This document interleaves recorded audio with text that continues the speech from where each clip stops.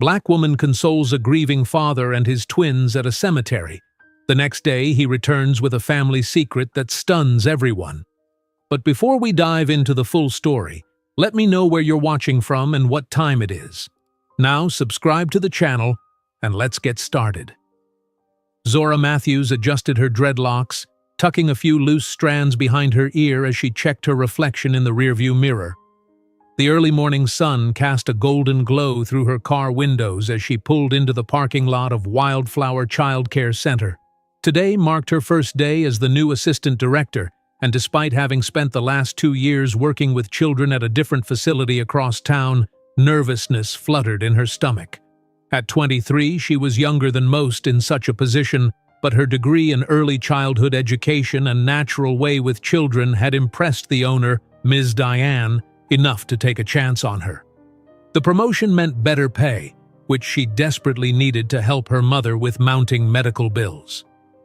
Zora took a deep breath, grabbed her tote bag filled with first-day essentials, and stepped out of her car.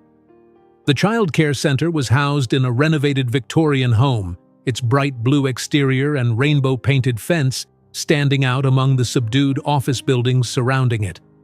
A small garden with sunflowers and zinnias lined the walkway to the entrance. Inside, the familiar sounds of children's laughter mixed with the scent of crayons and Play-Doh greeted her. Ms. Diane, a plump woman in her 60s with silver-streaked hair pulled into a bun, waved from the front desk. "Zora, right on time. Come on in, dear. I want to introduce you to everyone before the morning rush starts." The next hour flew by in a whirlwind of introductions, meeting other teachers, touring the facility, and reviewing emergency procedures. By 8 o'clock, children began arriving, most of them regulars who knew the routine, hanging up tiny backpacks and saying goodbye to parents with varying degrees of enthusiasm. At 9, Ms. Diane approached Zora with a concerned expression. "Zora, I just got a call from a new family. They were supposed to come in for orientation last week but had to reschedule. The father is bringing in twins today. They're 4 years old and it's their first time in daycare. Their mother passed away recently." Zora's heart tightened. "That's awful. Do we know anything else about them?" Ms. Diane shook her head. "Not much. Their father, Ethan Turner, just moved to the area. He works at the hospital as a radiologist. I thought maybe you could help with their intake since you're so good with transitions." She handed Zora 2 enrollment folders. "They should be here any minute." As if on cue, the front door opened, and a tall man entered, holding the hands of 2 small children. Even from across the room, Zora could see the exhaustion etched into his face. Dark circles underlined bloodshot eyes, and his shoulders slumped slightly forward. Despite this, he was handsome, with warm brown skin, closely cropped dark hair, and the kind of bone structure that photographers dream about. The twins, a boy and a girl, were carbon copies of each other, with cinnamon brown skin, large dark eyes, and tight curls framing round faces. Both children clung to their father's hands, their eyes wide with uncertainty as they took in the colorful chaos of the daycare. Zora approached with a warm smile. "You must be Mr. Turner. I'm Zora Matthews, the new assistant director. And who do we have here?" She knelt down to the children's level. The man nodded, attempting a smile that didn't quite reach his eyes. "Please, call me Ethan. These are my children, Olivia and Oliver." The girl, Olivia, partially hid behind her father's leg, while Oliver stared directly at Zora, seeming particularly fascinated by her hair. "Your hair looks like the ropes at the playground," he declared. Ethan winced. "Oliver, that's not—" Zora laughed. "It's okay. You're right, Oliver. My dreadlocks do look a bit like ropes, don't they? Would you like to touch one?" After a hesitant glance at his father and receiving a nod, Oliver reached out and gently touched one of her dreadlocks. "It's not rough like a rope. It's soft." "Thank you for noticing that," Zora smiled, then turned her attention to Olivia. "I like your butterfly clips. Purple is my favorite color, too." Olivia didn't respond verbally but studied Zora with curiosity rather than fear now. I'm sorry about them being a bit clingy, Ethan said quietly. This is their first time away from me since their mom. He trailed off, swallowing hard. Don't apologize, Zora said, standing up. Let me show you around, and then we can help the twins get comfortable in their classroom. As they walked through the facility, Zora explained their daily schedule while keeping an eye on how the twins reacted to different spaces. Oliver seemed interested in the toy corner, while Olivia lit up when they passed the small reading nook filled with pillows and picture books. When they reached the sunflower room for 4-year-olds, the twins' grip on their father's hands tightened. I don't want to stay, Olivia whispered, her first words since arriving. Ethan knelt down. Remember what we talked about? Daddy has to go to work at the hospital to help people feel better. You and Oliver will stay here and play with other kids, and I'll come back this afternoon. Promise? Oliver asked, bottom lip quivering. I promise, buddy. Despite his reassurances, when the moment came for Ethan to leave, both children erupted into tears. Olivia wrapped herself around his leg while Oliver began sobbing loudly. The other children in the room stared, and the lead teacher looked overwhelmed. Mr. Turner, Ethan, Zora said gently. This is normal. First separations are hard, but prolonging goodbyes often makes it worse. Why don't you give them each a quick hug, tell them when you'll be back, and then I'll stay with them until they settle. Ethan looked torn, his own eyes growing glassy. I hate seeing them like this. Since Caroline died, they've been so fragile. I understand, Zora said, but children are also incredibly resilient. We'll take good care of them. After emotional goodbyes and promises to return soon, Ethan reluctantly left. The twins' cries intensified as they watched him go, breaking Zora's heart. Hey, you two, she said softly, kneeling between them. I know everything feels scary and different right now. It's okay to be sad and to miss your daddy. He'll come back, just like he promised. Oliver hiccuped. We miss Mommy too. Daddy said she can't come back. Zora took a deep breath, unprepared for the raw grief in the child's simple statement. Your mommy loved you very much, and she'll always be in your hearts. And you know what? I'm going to stay right here with you today to make sure you're okay. Looking into their tear-stained faces, Zora knew her administrative duties would have to wait. These children needed her more. The morning progressed with painful slowness. Zora stayed with the twins, coaxing them to join circle time, though both sat in her lap rather than on the colorful carpet squares with the other children. When the class broke into activity centers, Zora guided Olivia toward the book corner and Oliver to the block station, but neither would venture more than a few steps from her. They're really attached to you, remarked Tasha, the lead teacher, during snack time. The twins sat at a small table, cautiously nibbling on apple slices and crackers, their eyes constantly tracking Zora's movements. They've been through a lot, Zora said, keeping her voice low. Do you know what happened to their mother? Tasha shook her head. Ms. Diane just said she passed recently. The father didn't provide details on the enrollment forms. Zora watched as Oliver carefully arranged his crackers in a perfect line before eating them one by one.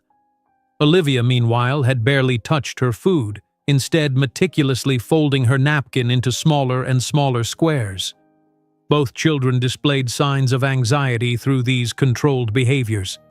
By lunchtime, Oliver had tentatively begun playing with another boy who shared his interest in dinosaurs, though he still glanced at Zora every few minutes for reassurance.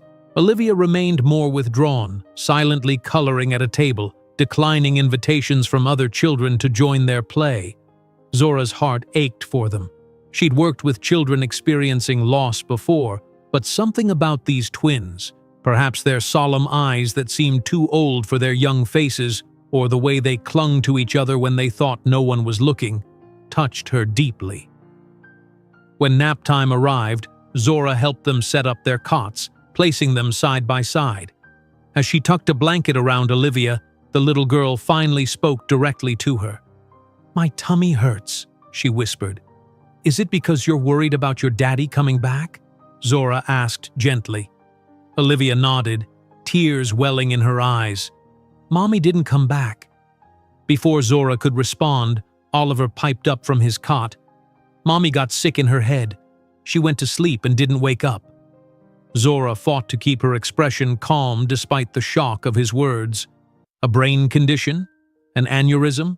Or something self-inflicted? She couldn't ask the children for clarification. Your daddy will come back, she assured them instead. I promise. And until then, I'll be right here. Why don't I read you a story to help you fall asleep? She selected The Invisible String from the bookshelf, a story about how love connects people even when they're apart. As she read, both children's eyelids grew heavy, and by the end, they had drifted to sleep, their small hands reaching across the space between their cots to touch. Zora gently extricated herself, leaving Tasha to monitor nap time while she finally tackled some of her administrative duties. In the office, she reviewed the twins' files, hoping for more information about their situation. Their emergency contact form listed only their father. Medical records indicated no allergies or conditions, and the section about family circumstances simply stated, "Mother deceased," with no elaboration. Ms. Diane entered the office with a cup of tea, placing it on the desk for Zora. You've been wonderful with those twins. How are they settling in? As well as can be expected, Zora replied, gratefully accepting the tea. They're traumatized, though. From something Oliver said, I gather their mother died suddenly, possibly from a brain condition. Ms. Diane sighed. Poor lambs. And that poor father. He looked like he hasn't slept in weeks. Do you know anything more about them? Where they moved from, how long ago the mother died? All I know is they just moved here from Boston about 2 weeks ago. Mr. Turner got a position at Memorial Hospital. I believe the mother passed about 3 months ago. 3 months. Such a short time to process such a devastating loss, especially for 4-year-olds. And in the midst of grief, the family had been uprooted and moved to an unfamiliar city.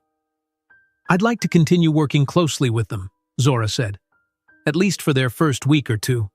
I think consistency will help their transition. That's fine. But don't neglect your other responsibilities too much. We have 28 other children who need attention too. When the twins woke from their nap, Olivia was disoriented and tearful again, but Zora's presence calmed her quickly. Oliver adapted more readily to the afternoon routine, even participating in a group game of duck, duck, goose, though he refused to be the goose when tapped. As pickup time approached, both children grew increasingly anxious, repeatedly asking when their father would arrive. Zora kept them engaged with a special art project, handprint paintings that would dry overnight and be ready to take home the next day. These are beautiful, she praised, as Oliver added blue dots around his green handprint. It's for Daddy, he explained. Green is his favorite color. Olivia, who had chosen purple paint, looked up. Do you have a daddy? The question caught Zora off guard. I did, but he passed away when I was a teenager. Like our mommy passed away? Oliver asked, eyes wide. Yes, though I was older than you are, I still miss him sometimes. I miss Mommy all the time, Olivia whispered. Daddy cries at night when he thinks we're sleeping. Zora's throat tightened. It's okay for grown-ups to cry too when they're sad. Oliver nodded solemnly. Daddy says Mommy is a star now, but I want her to be a mommy, not a star. Before Zora could formulate a response to this heartbreaking statement, the classroom door opened and Ethan Turner walked in. The twins immediately abandoned their artwork and ran to him, wrapping their arms around his legs. Daddy! Daddy! We missed you! Ethan crouched down, embracing them both. I missed you too, so much. Did you have a good day? As the twins began talking over each other, recounting various moments from their day, Zora gathered their belongings and approached the family. Up close, Ethan looked even more exhausted than he had that morning, but relief softened his features as he listened to his children. Mr. Turner, Zora said, The twins did really well for their first day. They had some difficult moments, which is completely normal, but they participated in activities and even made some art for you. Ethan stood, keeping a hand on each child's shoulder. Thank you for taking care of them. I was worried all day. It's my job, Zora smiled, but they're special kids. We're making handprint art that will be dry by tomorrow, and we'd love to see them back then, if that works for you. A flash of uncertainty crossed his face. They were really okay? They didn't cry too much? They had some tears, especially at drop-off, but that's entirely normal. Children are incredibly resilient, and having a consistent routine will help them feel secure. Oliver tugged at his father's pant leg. Miss Zora has hair like ropes, and she read us a story about invisible strings that connect people who love each other even when they're far away. Ethan's eyes, a warm hazel color despite the dark circles beneath them, met Zora's. Thank you, he said again, with more feeling this time. We'll definitely be back tomorrow.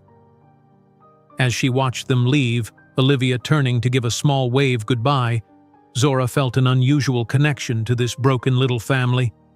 Something about their pain resonated with her own past struggles. The grief she'd experienced at 16 when her father died suddenly of a heart attack, leaving her mother to raise her alone. She hadn't planned on becoming so personally invested in a specific family at her new job, but something told her these three people needed more than just standard childcare. They needed someone who understood loss, who could help the children process their grief while giving their father space to heal himself.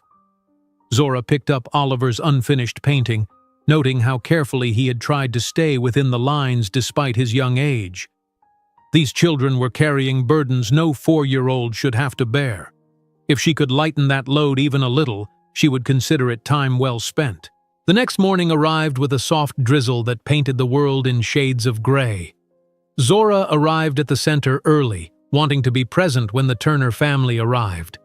The twins' handprint paintings had dried overnight, and she had mounted them on construction paper frames, writing each child's name and the date at the bottom. She was organizing materials for a sensory activity when she heard Ms. Diane greeting someone at the front desk. A moment later, Ethan appeared with the twins. Today, Olivia wore a yellow raincoat with rubber boots patterned with ladybugs, while Oliver had a matching blue coat and frog boots. Despite the cheerful outerwear, their expressions remained solemn. "Good morning," Zora called, approaching them with a warm smile. "I love your rain gear. Those are the coolest boots I've seen." Oliver offered a shy smile, but Olivia immediately reached for Zora's hand. "Can you stay with us again today?" Ethan looked apologetic. "They talked about you all evening. I'm sorry if they're being too clingy." "It's perfectly fine," Zora assured him. "I'll be working with their class for most of the morning." She knelt down to the twins' level. "And guess what? Your paintings are all dry and ready to show your dad." The children brightened at this news, leading their father to the art display where their creations hung alongside those of their classmates. "That's mine," Oliver pointed proudly. "The green is because it's your favorite color, Daddy." "And mine is purple because it's Mommy's favorite," Olivia added quietly. A shadow crossed Ethan's face at the mention of his late wife, but he quickly composed himself. "They're beautiful. I'll hang them in our living room as soon as we get home." The twins seemed pleased with this promise, and the anticipated meltdown at departure time was less severe than the previous day. Olivia still cried, but her tears subsided more quickly, especially when Zora suggested they make another special project for their father. Throughout the morning, Zora observed the twins more carefully. Oliver was gradually engaging with other children, particularly a boy named Marcus, who shared his fascination with dinosaurs. Olivia remained more reserved, but had formed an attachment to the classroom's reading corner, where she would sit quietly looking at picture books. During outdoor time, despite the light rain having stopped, many children splashed in puddles and chased each other across the damp playground. Oliver tentatively joined a group building a dam in the sandbox to control a small stream of water while Olivia stood at the periphery, watching. Zora approached her, kneeling down beside the little girl. "Would you like to try the swings? I could push you." Olivia shook her head. "Mommy used to push me on swings." "I see," Zora said gently. "It must be hard to do things that remind you of your mommy." Olivia nodded, her large brown eyes studying Zora's face. "Did you cry when your daddy died?" The directness of the question took Zora by surprise. "Yes, I did. I cried a lot." "Do you still cry sometimes?" "Sometimes, especially on his birthday or when I remember something special about him."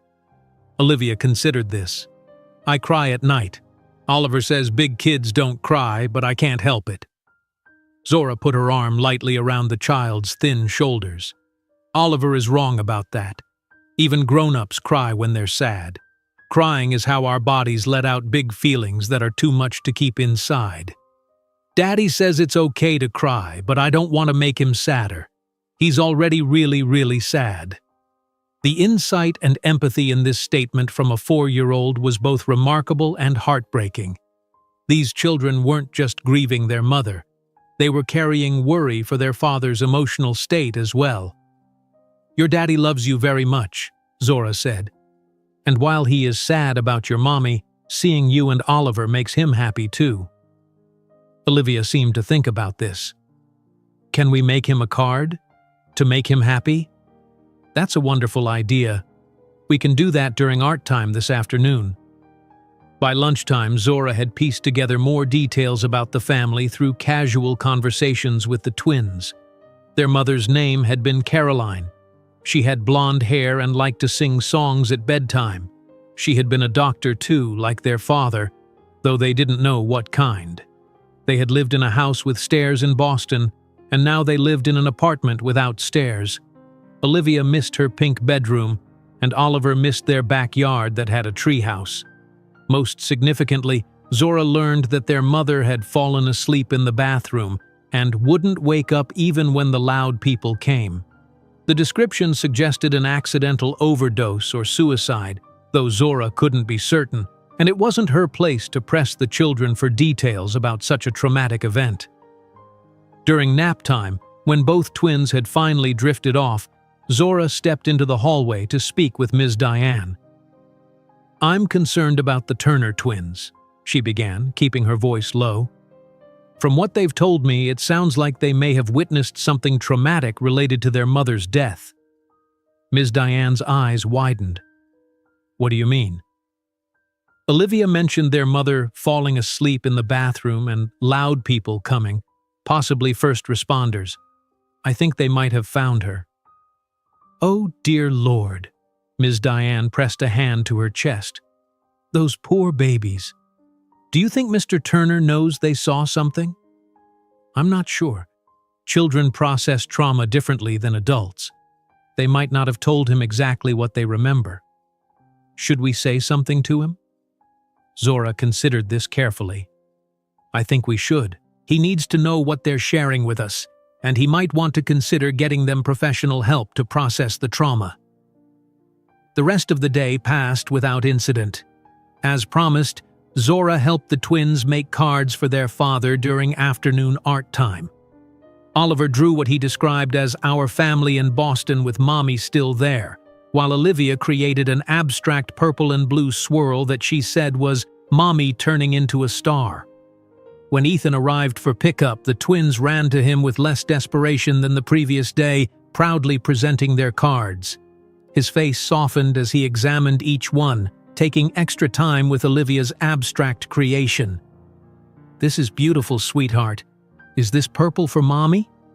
Olivia nodded. "It's Mommy becoming a star in heaven. Miss Zora helped me write 'I love you, Daddy' on the back." Ethan looked up at Zora with gratitude shining in his tired eyes. "They really seem to be connecting with you." "They're wonderful children," Zora said sincerely. "Mr. Turner, could I speak with you privately for a moment? Ms. Diane can watch the twins." Concern immediately replaced the warmth in his expression. "Is everything okay?" "The children are doing fine," she assured him quickly. "I just wanted to share some observations that might be helpful for you." Once the twins were settled with Ms. Diane in the front office, Zora led Ethan to a small conference room used for parent meetings. "First, I want to say again that Oliver and Olivia are adjusting remarkably well considering the circumstances," she began. "They're bright, sensitive children who clearly adore you." Ethan nodded, tension visible in the set of his shoulders.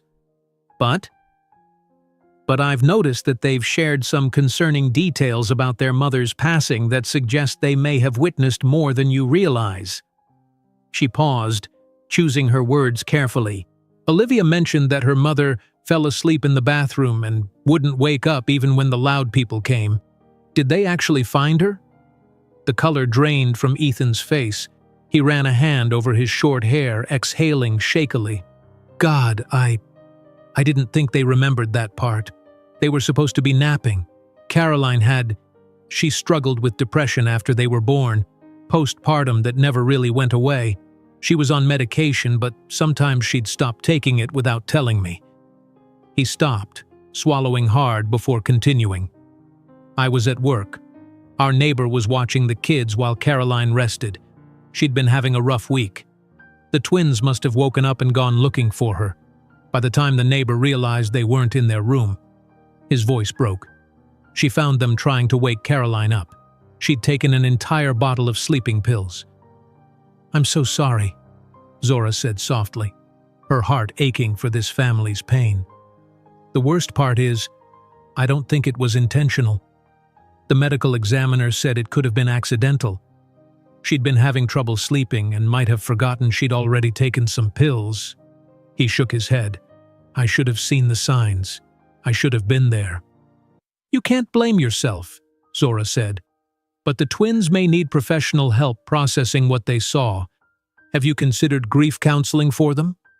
We were seeing a child psychologist in Boston, but with the move," he sighed, "I took the job here to get away from the memories, to give us all a fresh start. But I've been so focused on setting up our new life, finding a good daycare, starting my new position.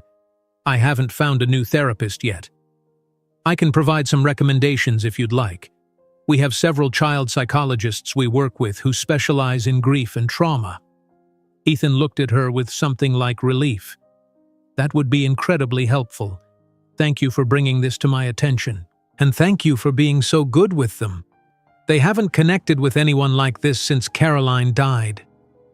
As they walked back to collect the twins, Zora felt the weight of this family's trust settling on her shoulders. She had expected to help the children adjust to daycare, but she hadn't anticipated becoming so invested in their healing process. By Friday, the twins had established something resembling a routine at Wildflower. Their morning tears had diminished to sniffles, and they had begun forming tentative friendships with other children. Oliver had become Marcus's shadow, following him from activity to activity, while Olivia had found a quiet ally in a shy girl named May who shared her love of books. Zora had kept her promise, providing Ethan with a list of recommended child psychologists specializing in grief counseling. She'd watched him fold the paper carefully and tuck it into his wallet, his face a mixture of gratitude and the overwhelmed expression she'd come to recognize as his default state. Today, as she helped Oliver construct a tower from magnetic tiles, she found herself wondering about their weekend plans. The twins had mentioned no relatives, no support system beyond their father. Would they spend 2 days in that new apartment, surrounded by unpacked boxes and memories?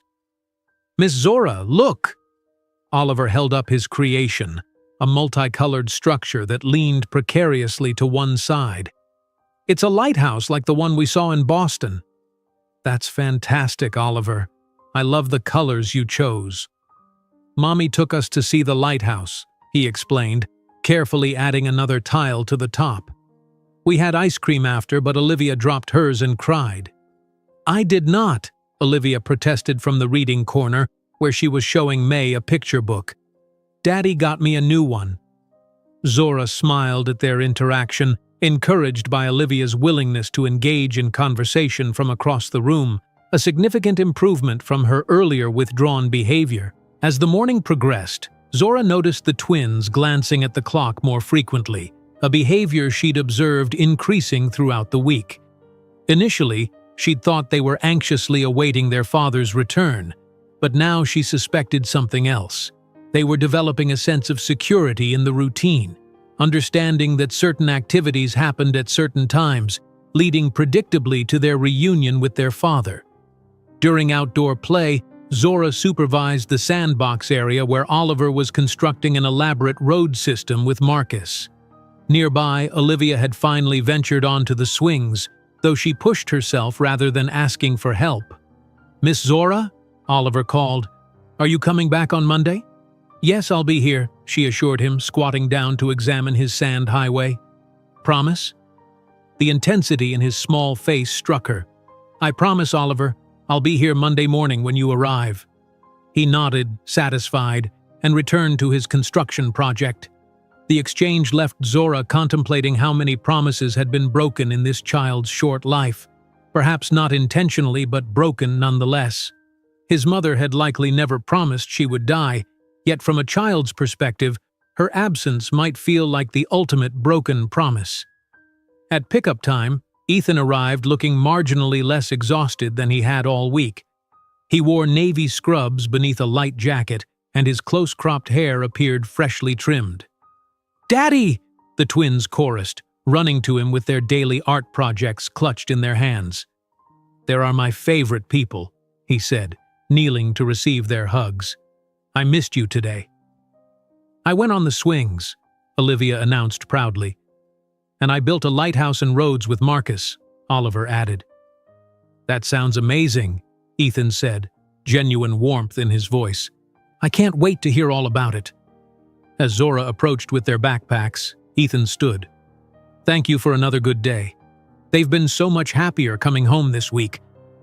"They're making great progress," Zora confirmed, "especially considering all the changes they're adjusting to."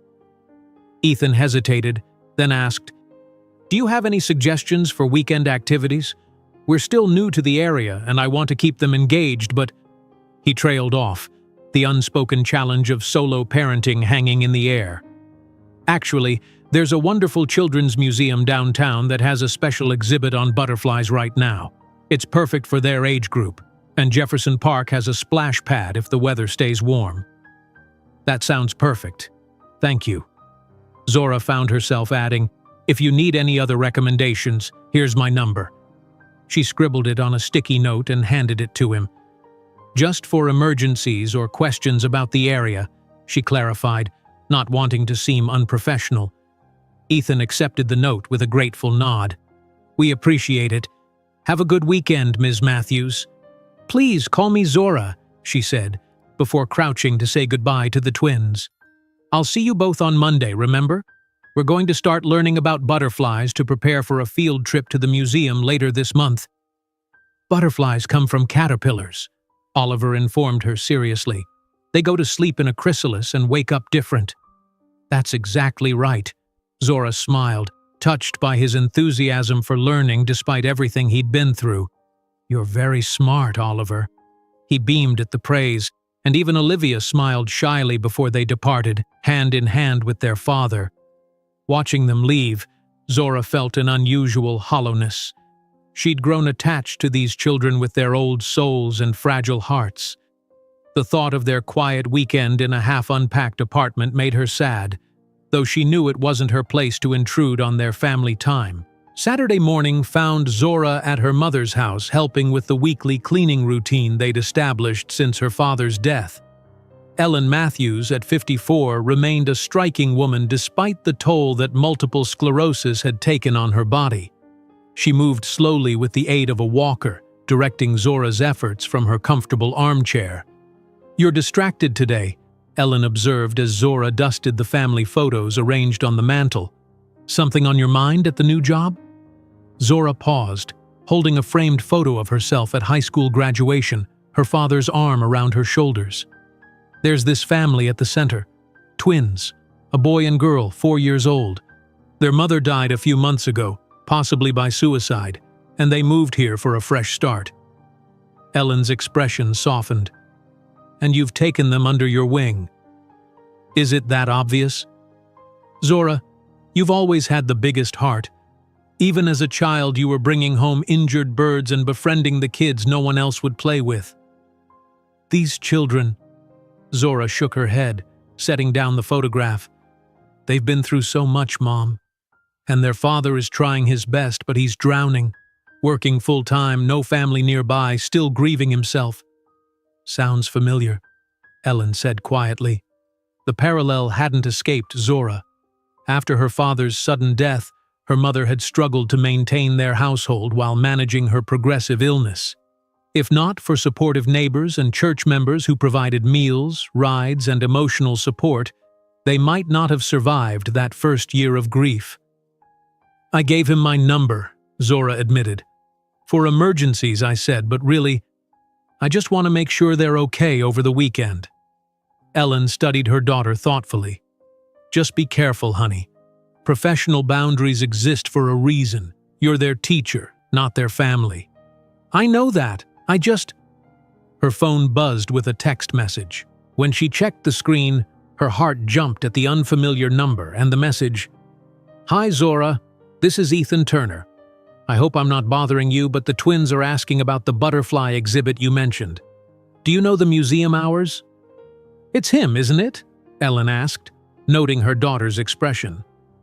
He's asking about the children's museum, Zora explained, quickly typing a response with the hours and a suggestion for the best time to visit to avoid crowds. A reply came moments later. Thank you. We'll try the 10 a.m. slot. The twins are excited about the butterflies, especially after you mentioned them yesterday. Zora smiled, imagining Oliver earnestly explaining metamorphosis to his father. She sent a quick, "You're welcome, enjoy," before putting her phone away. You're getting attached, Ellen observed, no judgment in her tone. I'm just doing my job, Mom. Your job doesn't usually follow you home on weekends. Zora resumed her dusting, unwilling to examine her feelings too closely. Yes, she felt a connection to the Turner family, but it was natural to care about the children in her charge, wasn't it? Especially those facing significant challenges. Sunday passed quietly, with no further messages from Ethan. Zora found herself wondering how their museum visit had gone, whether the twins had enjoyed the butterfly exhibit, whether Ethan had managed to capture any moments of joy with his phone camera to preserve for future memories. By Monday morning, she was eager to return to work, arriving early to prepare butterfly-themed activities for the week. When the Turner family arrived, both twins rushed to her with excited updates about their weekend adventure. "We saw blue butterflies!" Oliver exclaimed. "And I got to hold one on my finger," Olivia added, her usually reserved face animated. "It tickled!" "That sounds wonderful," Zora smiled, looking up to find Ethan watching them with a softness in his expression she hadn't seen before. "Your suggestion was perfect," he said. "They talked about butterflies all weekend. We even checked out some library books about them yesterday." "I'm so glad you enjoyed it," Zora replied, noting that he looked more rested, less haunted. "We're starting a butterfly unit this week, so their museum experience will give them a head start." As they talked, Zora realized that Ellen had been right. She was becoming attached to this family. Their pain resonated with her own past grief, and their resilience inspired her. Watching Ethan kneel to kiss his children goodbye, seeing the twins wave with only minimal anxiety as he left, she felt invested in their healing journey in a way that transcended her professional role. The question was whether that attachment would ultimately help or hinder these children's progress, and what it meant for her own emotional boundaries that she'd worked so hard to establish after her father's death. The butterfly unit captivated the entire class, but none more than the Turner twins. Each morning that week, they arrived with new facts to share or questions about metamorphosis. Oliver was fascinated by the scientific aspects, how caterpillars essentially dissolved inside their chrysalises before reforming as butterflies. Olivia, meanwhile, connected more with the symbolic elements, repeatedly drawing pictures of butterflies in flight that she said represented her mother. "Mommy turned into a star, but maybe she can be a butterfly too," she explained to Zora on Wednesday while working on yet another purple butterfly creation. "Butterflies can fly up to the stars." These moments of openness about their grief encouraged Zora. The twins were finding healthy ways to process their loss, using art and imagination to maintain connections to their mother while slowly adapting to their new reality. Ethan, too, seemed to be finding his footing. Each day, he appeared marginally more put together, his clothes less rumpled, his eyes clearer, his interactions with the twins more engaged. On Thursday morning, he lingered after drop-off, watching as Zora helped the children settle into their morning routine. "They had their first appointment with Dr. Brennan yesterday," he said quietly when she approached. "The child psychologist from your list. She was wonderful with them." "I'm so glad to hear that," Zora replied. "Dr. Brennan has an amazing reputation for working with children experiencing grief." She suggested we establish some rituals to remember Caroline. "The twins are already talking about a butterfly garden on our balcony." He smiled faintly. "Apparently, we have you to thank for that inspiration." "Children often find their own meaningful connections," Zora said. "I just provided the butterfly theme. They're the ones who connected it to their mother." Ethan nodded, his gaze drifting to where Oliver was carefully arranging plastic insects by size during free play. "Dr. Brennan also suggested I might benefit from some counseling myself. She recommended a support group for single parents who've lost spouses." "That sounds like a good idea," Zora said cautiously, aware this was venturing beyond her professional purview. "Grief doesn't have a timeline, but having support can make a huge difference. I haven't had many people to talk to since Caroline died. My parents passed years ago and hers—" He hesitated. "Let's just say they've never been particularly involved." The revelation of his isolation deepened Zora's empathy for this young father struggling to rebuild a life for his family. "It takes courage to seek help," she offered. "The twins are lucky to have a dad who's willing to do that work." Something in Ethan's expression shifted, a softening around his eyes, a subtle relaxation of his jaw. "Thank you for saying that. Sometimes I feel like I'm failing them at every turn. From what I've seen, you're doing an incredible job under impossible circumstances." Their conversation was interrupted by Olivia calling for Zora to help with a puzzle, but the moment of connection lingered. There was a growing ease between them, born of shared concern for the twins, but evolving into something more, a tentative friendship perhaps. Friday afternoon brought a milestone moment. During outdoor play, Olivia not only joined a group game of tag for the first time, but laughed openly when she was caught, her small face transformed by joy. Oliver, meanwhile, had appointed himself assistant teacher during story time, helping younger children find their spots on the reading carpet and shushing anyone who interrupted. "They seem like different children from the ones who arrived 2 weeks ago," Ms. Diane commented as she and Zora observed from the sidelines. "They're finding their place," Zora agreed. "Children are remarkably resilient when they feel safe." "You've been good for them," Ms. Diane said, patting Zora's arm. "Just remember what I said about maintaining professional distance. You're their teacher, not their surrogate mother." The gentle reminder stung more than it should have. "I'm just doing my job." "Of course, dear. I'm not criticizing, just cautioning. I've seen many teachers over the years become too emotionally invested in particular children, especially those in difficult circumstances. It can lead to burnout if you're not careful." Zora nodded, though internally she bristled at the suggestion that she was overstepping. Her connection with the twins felt natural and beneficial. They were thriving under her attention, and she found genuine fulfillment in helping them navigate their grief. What harm could come from that investment? When Ethan arrived for pickup, there was an unusual nervousness in his demeanor. After greeting the twins and collecting their belongings, he approached Zora with an envelope in hand. I wanted to thank you properly for all you've done these past 2 weeks," he said, offering her the envelope. The twins have tickets to a puppet show at the community theater tomorrow afternoon, but I got called in for an emergency shift. I was wondering if you might be available to take them.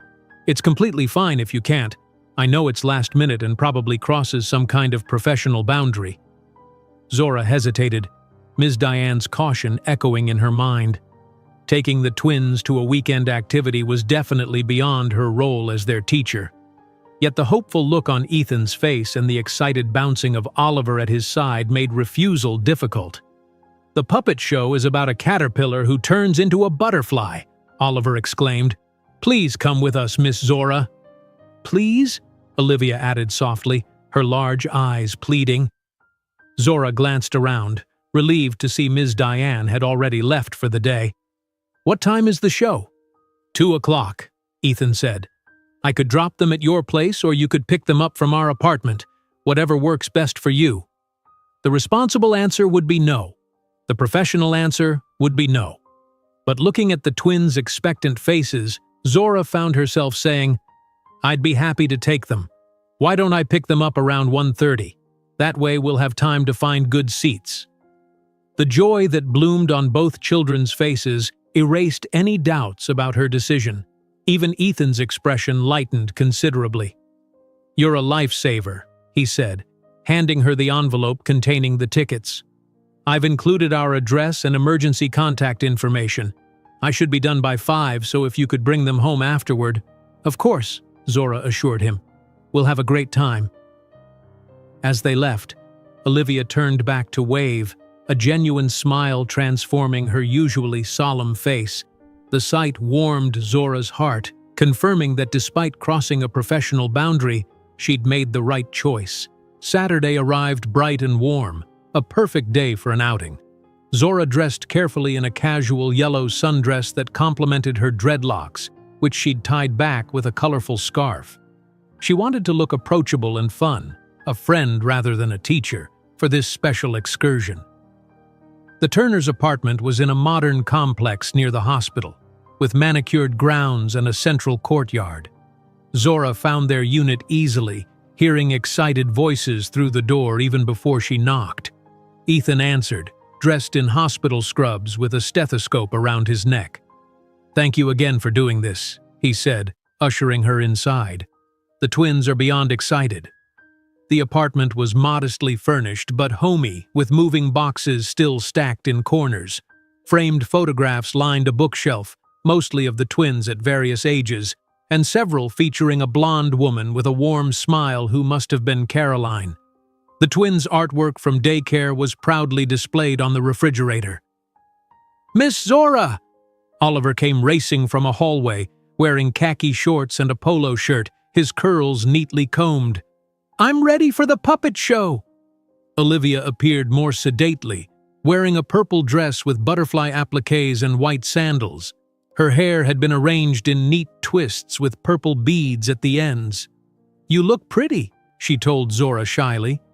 "Thank you, Olivia. I love your butterfly dress. It's perfect for today's show." Ethan checked his watch. "I need to head out now. You have my cell number if you need anything." He crouched down to the twins' level. "Be good for Miss Zora, okay? Listen to what she says and stay with her at all times." "We will, Daddy," they chorused. He hugged them both tightly, then straightened. "Thank you again," he said to Zora. "This means more than you know." After he left, Zora helped the twins gather their small backpacks containing water bottles and snacks. "Are you both ready for an adventure?" she asked. "Yes." Oliver pumped his fist enthusiastically. "Will the puppets be scary?" Olivia asked, suddenly looking uncertain. "Not at all," Zora assured her. "They're colorful and fun, and the story is about a caterpillar, just like the books we've been reading at school." This reassurance seemed to satisfy Olivia, who slipped her small hand into Zora's as they left the apartment. The community theater was a short drive away, housed in a converted warehouse with exposed brick walls and a cheerful facade painted in primary colors. When they arrived, the lobby was already filled with families waiting for the show. Oliver gripped Zora's other hand tightly, overwhelmed by the crowd. "It's very busy," he whispered, pressing closer to her side. "Don't worry," Zora said, squeezing his hand gently. "We'll stick together. Should we find our seats now?" Both twins nodded eagerly, and Zora guided them into the theater. Their tickets were for the 5th row, providing an excellent view of the small stage decorated to resemble a garden, with oversized flowers and leaves creating a whimsical backdrop. As they settled into their seats, Olivia leaned against Zora's arm. "I wish Daddy could see the butterfly too." "We'll tell him all about it afterward," Zora promised, "and maybe you can draw a picture of your favorite part to show him." The suggestion brightened Olivia's mood. When the lights dimmed and the puppet show began, both twins watched with rapt attention. The story followed a caterpillar's journey through metamorphosis, incorporating music and audience participation that had Oliver clapping enthusiastically and even Olivia calling out responses. Watching their delight, Zora felt a profound sense of rightness. This was what childhood should be, moments of wonder and joy, even amid grief. For the hour of the performance, the twins were simply children enjoying a puppet show, not bereaved siblings carrying trauma. When the final curtain fell and the house lights came up, both children were animated with excitement. "Did you see when the butterfly flew over the audience?" Oliver exclaimed. "It looked so real." "I liked the song about growing wings," Olivia added, humming a few notes. "It was a wonderful show," Zora agreed, helping them gather their belongings. "Should we get ice cream before heading home? I saw a shop just down the street." Their enthusiastic agreement settled the matter. As they walked hand in hand to the ice cream parlor, Zora found herself imagining what it would be like if this were a regular occurrence.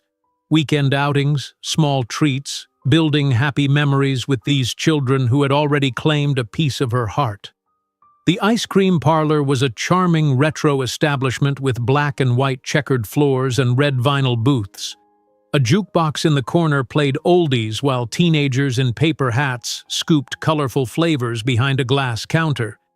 The twins pressed their faces to the display, eyes wide at the rainbow of options. "I want chocolate chip," Oliver decided immediately. Olivia took longer, carefully considering each flavor before finally pointing to strawberry. "With sprinkles, please," she added in her soft voice. Zora ordered a scoop of coffee ice cream for herself, and they settled into a booth by the window. The children ate with the single-minded focus unique to preschoolers enjoying a treat, occasionally offering Zora tastes of their selections. "Is this the best day ever?" Zora asked, wiping a chocolate smudge from Oliver's chin with a napkin. "Yes," he declared without hesitation, "except Daddy isn't here." "That would make it even better," Olivia agreed, carefully arranging her sprinkles with her spoon before eating them. "Your daddy would love to be here," Zora assured them. "Sometimes grown-ups have important work they can't miss, but it doesn't mean they don't wish they could be with you instead." "Daddy helps sick people at the hospital," Oliver explained seriously. "Like he tried to help Mommy when she was sick, but her brain was too sick to fix." The casual mention of their mother caught Zora off guard. She'd noticed the twins were gradually becoming more comfortable talking about Caroline, but usually in the context of memories or metaphors like stars and butterflies. This direct reference to her illness was new. "Your mommy had a sickness in her brain?" Zora asked gently, not wanting to pry but sensing Oliver needed to talk. He nodded, licking his spoon. "That's why she was sad a lot and took medicine. But sometimes the medicine didn't work, and she would cry or sleep all day." Olivia, listening intently, added, "Daddy said her brain got sick after we were born. He said it wasn't our fault, but sometimes I think maybe it was." Zora's heart constricted. "Olivia, sweetheart, it absolutely wasn't your fault. Your mommy had an illness called depression. It's a sickness that changes how people feel and think, but it's not caused by anything you or Oliver did." "But we made her tired," Olivia persisted. "She said we were exhausting." "All children can be tiring sometimes," Zora explained carefully. "That's normal. But depression is a medical condition, like having a broken leg or the flu. It needed doctors and medicine to treat. You didn't cause it. and you couldn't have prevented it." Oliver seemed satisfied with this explanation, returning his attention to his rapidly melting ice cream. Olivia remained pensive, pushing the last of her strawberry ice cream around the bowl. "Did your daddy get sick?" she asked after a moment. "No," Zora said. "My daddy had a problem with his heart. It stopped working suddenly one day." "Were you sad?" "Very sad. I still get sad sometimes when I think about him." "Does the sad ever go away?" Olivia's large eyes fixed on Zora's face, seeking reassurance. Zora considered her answer carefully. "The sad changes. At first it's like a big storm that feels like it will never end, but over time it becomes more like rain that comes and goes. There are sunny days in between, and eventually the sunny days are more common than the rainy ones." Olivia nodded, seeming to process this metaphor. "I think I'm still in the storm." "That's okay," Zora said softly. "Storms don't last forever, even when they feel like they might." Oliver, having finished his ice cream, interjected, "Can we go to the park? I saw one next door with swings." The moment of deep conversation dissolved as quickly as it had formed. Zora checked her watch.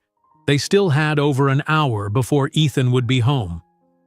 "A quick park visit sounds perfect," she agreed, helping them clean up their sticky hands and faces before heading outside. The small neighborhood park was busy with weekend visitors, but they found an empty swing set at the far end. Zora pushed each child in turn, delighting in their giggles and calls for "Higher, Miss Zora." After swinging, Oliver joined a group of boys playing with toy cars in the sandbox, while Olivia discovered a patch of dandelions perfect for making wishes. Watching them play, Zora felt a complex mix of emotions. These children were blossoming before her eyes, gradually emerging from the dark cloud of grief that had enveloped them. Being part of that process filled her with purpose and joy. Yet there was also an awareness that her role in their lives was temporary and defined by professional boundaries that she'd already begun to stretch. "Miss Zora," Oliver called from the sandbox, "come see my road."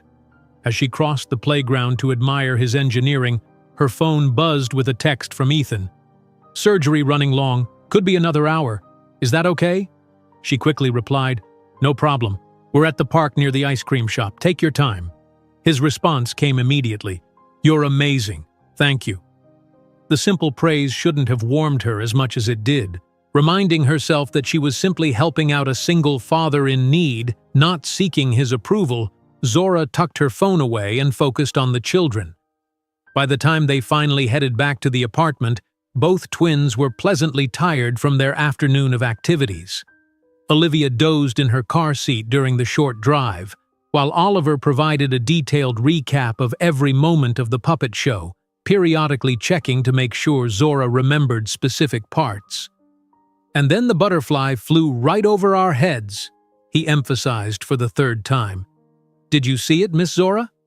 "I certainly did," she confirmed. "It was beautiful, wasn't it?" "Yeah," he agreed, yawning widely. "I'm going to tell Daddy all about it."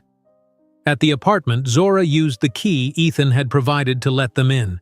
Both children immediately kicked off their shoes and flopped onto the living room couch, the day's excitement catching up with them.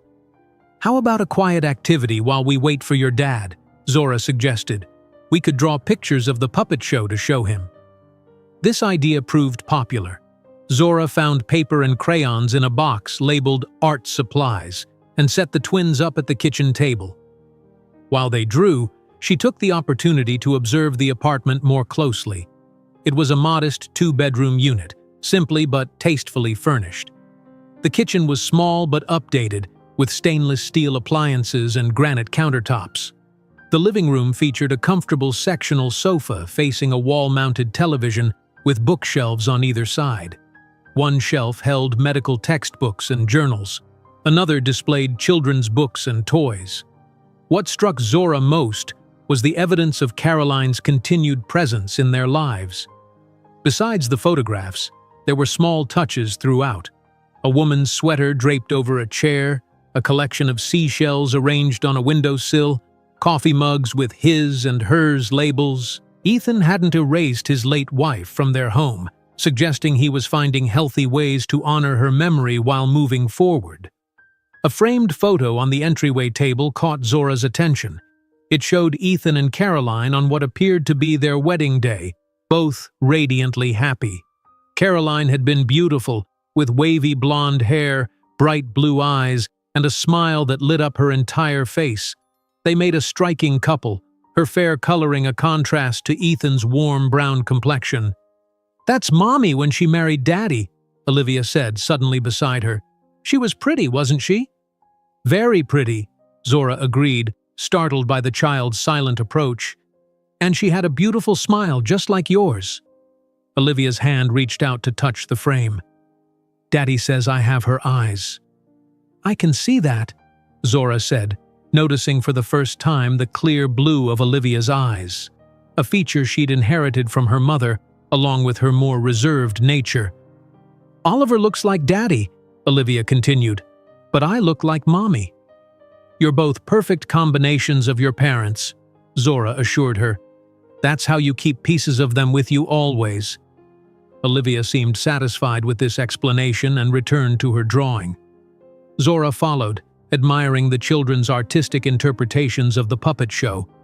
Oliver's drawing featured an enormous butterfly with remarkably accurate wing patterns, while Olivia had created a garden scene filled with flowers and floating butterflies of all colors. "These are wonderful," Zora praised. "Your daddy will love them." The sound of a key in the lock announced Ethan's arrival. The twins immediately abandoned their artwork and raced to the door, calling excitedly, "Daddy's home! Daddy's home!" Ethan looked exhausted but brightened visibly at the sight of his children. He crouched down to receive their enthusiastic hugs, listening as they both tried to tell him about their day simultaneously. "Whoa, one at a time," he laughed, standing up with Olivia in his arms while Oliver continued tugging at his scrub top. "Let me say hello to Miss Zora first."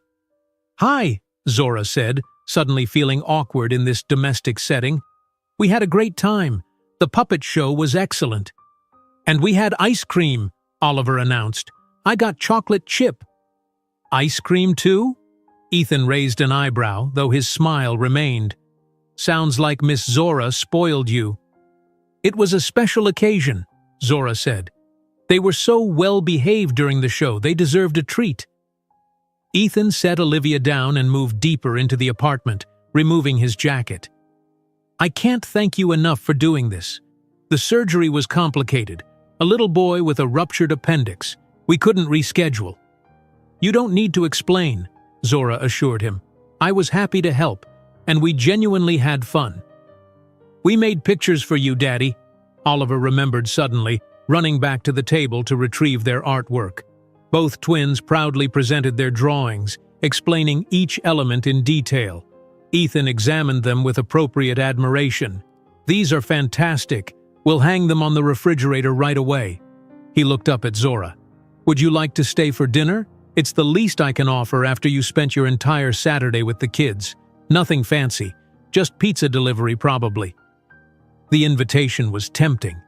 The thought of returning to her empty apartment held little appeal compared to the warmth of this family setting. But Ms. Diane's caution about professional boundaries echoed in her mind. "That's very kind," she said reluctantly, "but I should probably get going. I have some lesson planning to do for next week." "Of course," Ethan nodded, though Zora thought she detected disappointment in his expression. "Another time, perhaps." "No, Miss Zora, stay," Oliver protested, wrapping his arms around her legs. "We can show you our rooms and all our toys." "Please stay," Olivia added, her blue eyes pleading. Zora looked from the children to their father, her resolve weakening. "Well, I suppose lesson planning can wait until tomorrow." The twins cheered, and even Ethan's tired face lit up. "Great! I'll order the pizza. Any preferences?" As he reached for his phone to place the order, Zora found herself wondering if she'd made the right decision. This was definitely crossing a line from professional to personal, yet it felt so natural to be here with them, to extend their outing into an evening together. "Vegetarian for me, if that's okay," she said, deciding to set aside her concerns for now. One dinner wouldn't compromise her professionalism, and the joy on the twins' faces made any potential boundary issues seem worth the risk. While waiting for the pizza to arrive, the twins eagerly gave Zora a tour of their apartment. Oliver's room was decorated with dinosaur posters and a solar system mobile hanging from the ceiling. Plastic dinosaur figures were arranged in elaborate battle scenes on his dresser, and books about space and prehistoric creatures filled a small bookshelf. "Daddy says I can paint my walls green when we're done unpacking," he announced proudly. "Green is the best color." Olivia's room, by contrast, featured fairy lights strung around the windows and a lavender comforter on her bed. A collection of stuffed animals occupied one corner, and watercolor paintings, clearly Olivia's work, were taped to the walls. "I had a pink room in Boston," she explained solemnly, "but Daddy says we can make this one purple because it's my second favorite." As they returned to the living room, Ethan was setting the table with paper plates and napkins. "Sorry for the casual setup," he apologized to Zora. "We're still figuring out where everything is." "No need to apologize," she assured him. "Paper plates make perfect sense with pizza." The doorbell rang, announcing the arrival of their dinner. While Ethan paid the delivery person, Zora helped the twins wash their hands. This simple domestic activity felt surprisingly comfortable, as if she'd been part of their routine for months rather than hours. Dinner was a lively affair. The twins, excited by Zora's presence, chattered more than she'd ever heard them at daycare, interrupting each other to share stories and ask questions.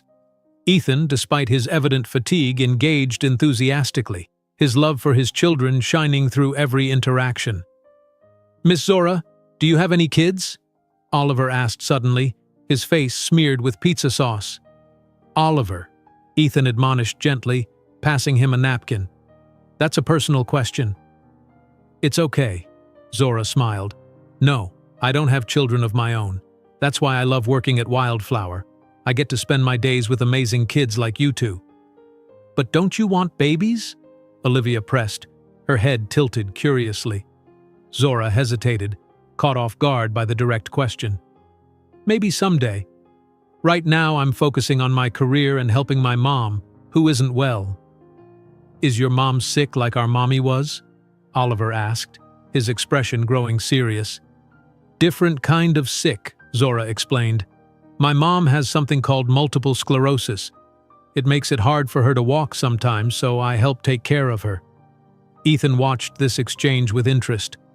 "I didn't realize your mother was ill. That must be challenging to balance with your work." "It can be," Zora admitted. "But we manage. She's incredibly strong and independent, sometimes too independent for her own good. She hates asking for help." "That sounds familiar," Ethan said with a self-deprecating smile. "I'm still learning that it's okay to accept help sometimes." He glanced meaningfully at the twins. "Today was good for all of us. The kids got a fun outing, and I got to save a child's life without worrying about childcare." "I'm glad it worked out," Zora said sincerely. "And I genuinely enjoyed spending time with them. They're remarkable children." After dinner, Ethan insisted on clearing the table alone while Zora and the twins settled in the living room. Oliver selected a picture book about, unsurprisingly, butterflies, and climbed into Zora's lap for a story. Olivia leaned against her side, thumb drifting toward her mouth as she listened. The domesticity of the moment wasn't lost on Zora. This was precisely the kind of boundary crossing Ms. Diane had cautioned against, forming attachments that went beyond the professional relationship. Yet it felt so natural, so right, to be here with these children who had clearly bonded with her. From the kitchen, Ethan watched them with an unreadable expression. When he caught Zora's eye, he smiled warmly before turning back to loading the dishwasher. There was something in that look, gratitude certainly, but perhaps something more, that sent an unexpected flutter through her chest. By the time the story ended, both twins were yawning widely. "I think it's bath time and then bed for these two," Ethan announced, checking his watch. "It's been an exciting day." "No!" Oliver protested weakly even as he rubbed his eyes. "I'm not tired." "Me neither," Olivia echoed, though she was practically falling asleep against Zora's arm. "Tell you what," Ethan bargained. "If you get ready for bed quickly, maybe Miss Zora can help tuck you in before she leaves." This proposition was met with sleepy agreement. While Ethan supervised baths and pajamas, Zora tidied the living room, gathering crayons and returning books to shelves. She found herself studying the family photos again, particularly drawn to images of Caroline with the twins as babies. The woman's smile appeared genuine in these early pictures, her eyes bright as she held her newborns. Had postpartum depression set in immediately, or had there been a period of joy before the darkness descended? "They're ready for tucking in," Ethan announced, returning to the living room. "Oliver is insisting that you have to see his glow-in-the-dark stars before you leave." In Oliver's room, the boy was already in bed, his dinosaur pajamas rumpled as he pointed excitedly to his ceiling. "Daddy put them up just like in our old house. Watch this." He reached for a switch beside his bed, and the overhead light went out, revealing a constellation of glowing stars above. "Wow," Zora said, genuinely impressed. "It's like sleeping under the real night sky." "Daddy says stars are really far away, but they look close," Oliver explained, his voice growing sleepy. "Like Mommy. She's far away but still watching us." Zora's heart squeezed at his childish wisdom. That's a beautiful way to think about it. She leaned down to tuck his blanket more securely around him, and he surprised her by throwing his arms around her neck in a tight hug. "Thank you for the puppet show and ice cream, Miss Zora." "You're very welcome, Oliver. Sweet dreams, Space Explorer." Next door, Olivia was already tucked into her purple bed, her collection of stuffed animals arranged carefully around her. "Will you come back tomorrow?" she asked as Zora approached. "Not tomorrow, sweetheart. I'll see you at school on Monday, though." "Promise?" "I promise." Olivia seemed satisfied with this assurance. "Can you check for monsters before you go?" "Daddy already did, but sometimes they come back." Zora solemnly checked under the bed and in the closet, declaring both spaces completely monster-free. As she straightened, Olivia held out a small stuffed rabbit. "This is Hoppy. He keeps bad dreams away. You can borrow him if you want." The offer touched Zora deeply. "That's very kind of you, Olivia, but I think Hoppy should stay with you. He has an important job right here." Olivia nodded, clutching the rabbit to her chest. "Good night, Miss Zora." "Good night, butterfly girl. Sleep tight." In the hallway, Ethan was waiting, leaning against the wall with his arms crossed. "You're a natural with them," he said quietly as they walked back to the living room. "They've never taken to anyone like this since Caroline died." "They're easy to love," Zora replied honestly. "And they're healing. I see it every day at the center. Small steps forward, moments of joy breaking through the grief." "I see it too," Ethan agreed, running a hand over his short hair. "And I know you're a big part of that. The way you connect with them, understand them." He paused. "It means a lot. To them and to me." There was something in his tone that made Zora glance up sharply, finding his gaze more intense than she'd expected. The moment stretched between them, charged with unspoken meaning, before she looked away. "I should probably get going," she said, reaching for her purse on the counter. "It's getting late." "Of course." Ethan straightened, his professional demeanor returning. "Thank you again for today. It was above and beyond." "Any time," Zora said, then quickly amended. I was happy to help. The twins are wonderful." At the door, an awkward moment ensued. Should they shake hands? Hug? In the end, Ethan simply opened the door for her with a warm smile. "Drive safely. I'll see you Monday at drop-off." "Good night, Ethan." As she drove home, Zora's mind replayed moments from the day, the twins' delight at the puppet show, their serious conversations over ice cream, the cozy feeling of reading stories in their living room, and beneath those memories, a growing awareness of Ethan himself, his dedication to his children, his quiet strength in the face of tragedy, the surprising connection she felt forming between them. Ms. Diane's warning about professional boundaries seemed both pertinent and insufficient to address the complexity of what was developing. This wasn't just about becoming too attached to the children in her care. It was about developing feelings for their father as well, feelings that could complicate everything if she allowed them to grow. Sunday morning found Zora at her mother's house again, helping with weekend chores and preparing meals for the week ahead. Ellen noticed her distraction almost immediately. "You're a million miles away," she observed as Zora chopped vegetables for a stew. "Did something happen with those twins yesterday?" Zora hesitated, then shared the details of her day with the Turner family, including the dinner and bedtime routine. She found herself describing Ethan more thoroughly than necessary, his gentle parenting style, his dedication to his job, the way his smile transformed his tired face. Ellen listened without interruption, but her raised eyebrows spoke volumes. "Zora," she said finally, "you know I support your compassionate heart, but this situation is becoming complicated. You're their teacher, not a family friend or—" She paused significantly. "Anything else?" "I know that, Mom. I'm just helping a single father who's struggling." "And developing feelings for him in the process?" Zora set down her knife with more force than intended. "I didn't say that." "You didn't have to," Ellen replied gently. "I recognize that look. It's the same one you had when you talked about Marcus in college. This is completely different. Ethan is a parent at my workplace. I'm just invested in his children's well-being." Ellen hummed skeptically. "Just be careful, baby. Even if your intentions are purely professional, his might not be. A grieving man with young children might be looking for more than just a good teacher for his kids." "That's not fair," Zora protested. "Ethan hasn't been inappropriate in any way. He's still grieving his wife. Grief and loneliness make people reach for comfort, sometimes before they're ready. I'm not saying he's using you, just that emotions are complicated after loss. I remember how your father's cousins started bringing casseroles and offering to help me with chores suspiciously soon after his funeral."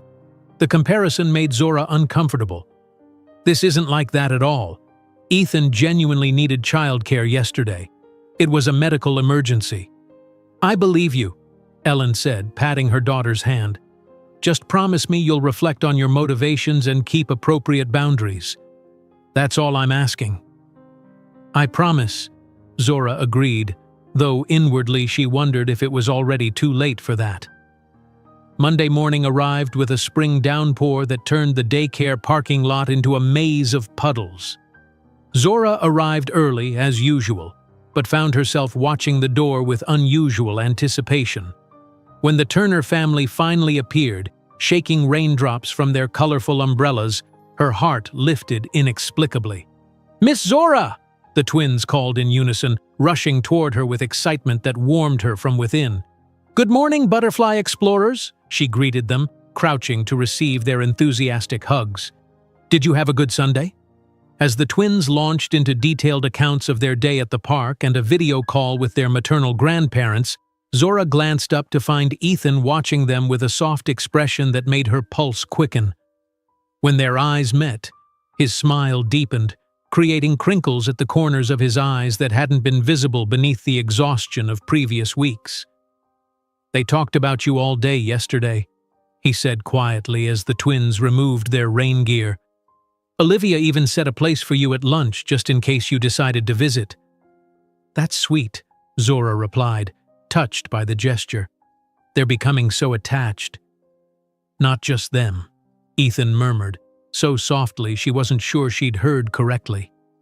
Before she could respond, he cleared his throat and spoke more normally. "I was wondering if we could talk sometime this week, about the twins' progress and other things." The ambiguity of "other things" sent a flutter of anticipation through her. "Of course. I'm available after closing most days." "Perfect. How about Wednesday? I can arrange to leave work early." "Wednesday works," she agreed, aware of Ms. Diane watching them from the front desk, her expression unreadable. As Ethan said goodbye to the twins and headed out into the rain, Zora felt a growing certainty that Wednesday's conversation would mark a turning point, though whether toward greater professional clarity or increased personal complication remained to be seen. Wednesday arrived with painful slowness. Zora found herself distracted during morning activities, checking the clock more frequently than usual. The twins, picking up on her nervous energy, were likewise unsettled, with Oliver becoming uncharacteristically rowdy during outdoor play and Olivia retreating into silence during story time. "Everything okay?" Tasha asked during lunch preparation. "You seem tense today." "Just a lot on my mind," Zora replied vaguely, arranging apple slices on paper plates. "I'm meeting with the twins' father after work to discuss their progress." "Ah," Tasha nodded knowingly. "The handsome doctor. No wonder you're distracted." "It's a professional meeting," Zora insisted, though the flutter in her stomach suggested otherwise. "Of course it is," Tasha winked. "Just like all those professional meetings I had with my daughter's soccer coach before we started dating." Zora chose not to continue that line of conversation, focusing instead on distributing lunch to hungry preschoolers. Still, Tasha's teasing lingered in her mind. Was her interest in meeting with Ethan truly professional, or was she allowing personal feelings to blur important boundaries? The afternoon crawled by, each minute stretching impossibly long. By closing time, most children had been picked up, including the Turner twins, who had gone home with their regular sitter, a nursing student who covered the afternoons when Ethan worked late shifts. Ms. Diane had already left for a dental appointment, leaving Zora to lock up after her meeting. At precisely 5:30, there was a knock at the front door. Ethan stood on the doorstep, looking more put together than Zora had ever seen him. He'd traded his usual scrubs for dark jeans and a navy button-down shirt that complemented his warm brown skin. His close-cropped hair was freshly trimmed, and he'd shaved the stubble that had become a constant feature during their early interactions. "Hi," he said as she let him in, a hint of nervousness in his voice. "Thanks for meeting with me."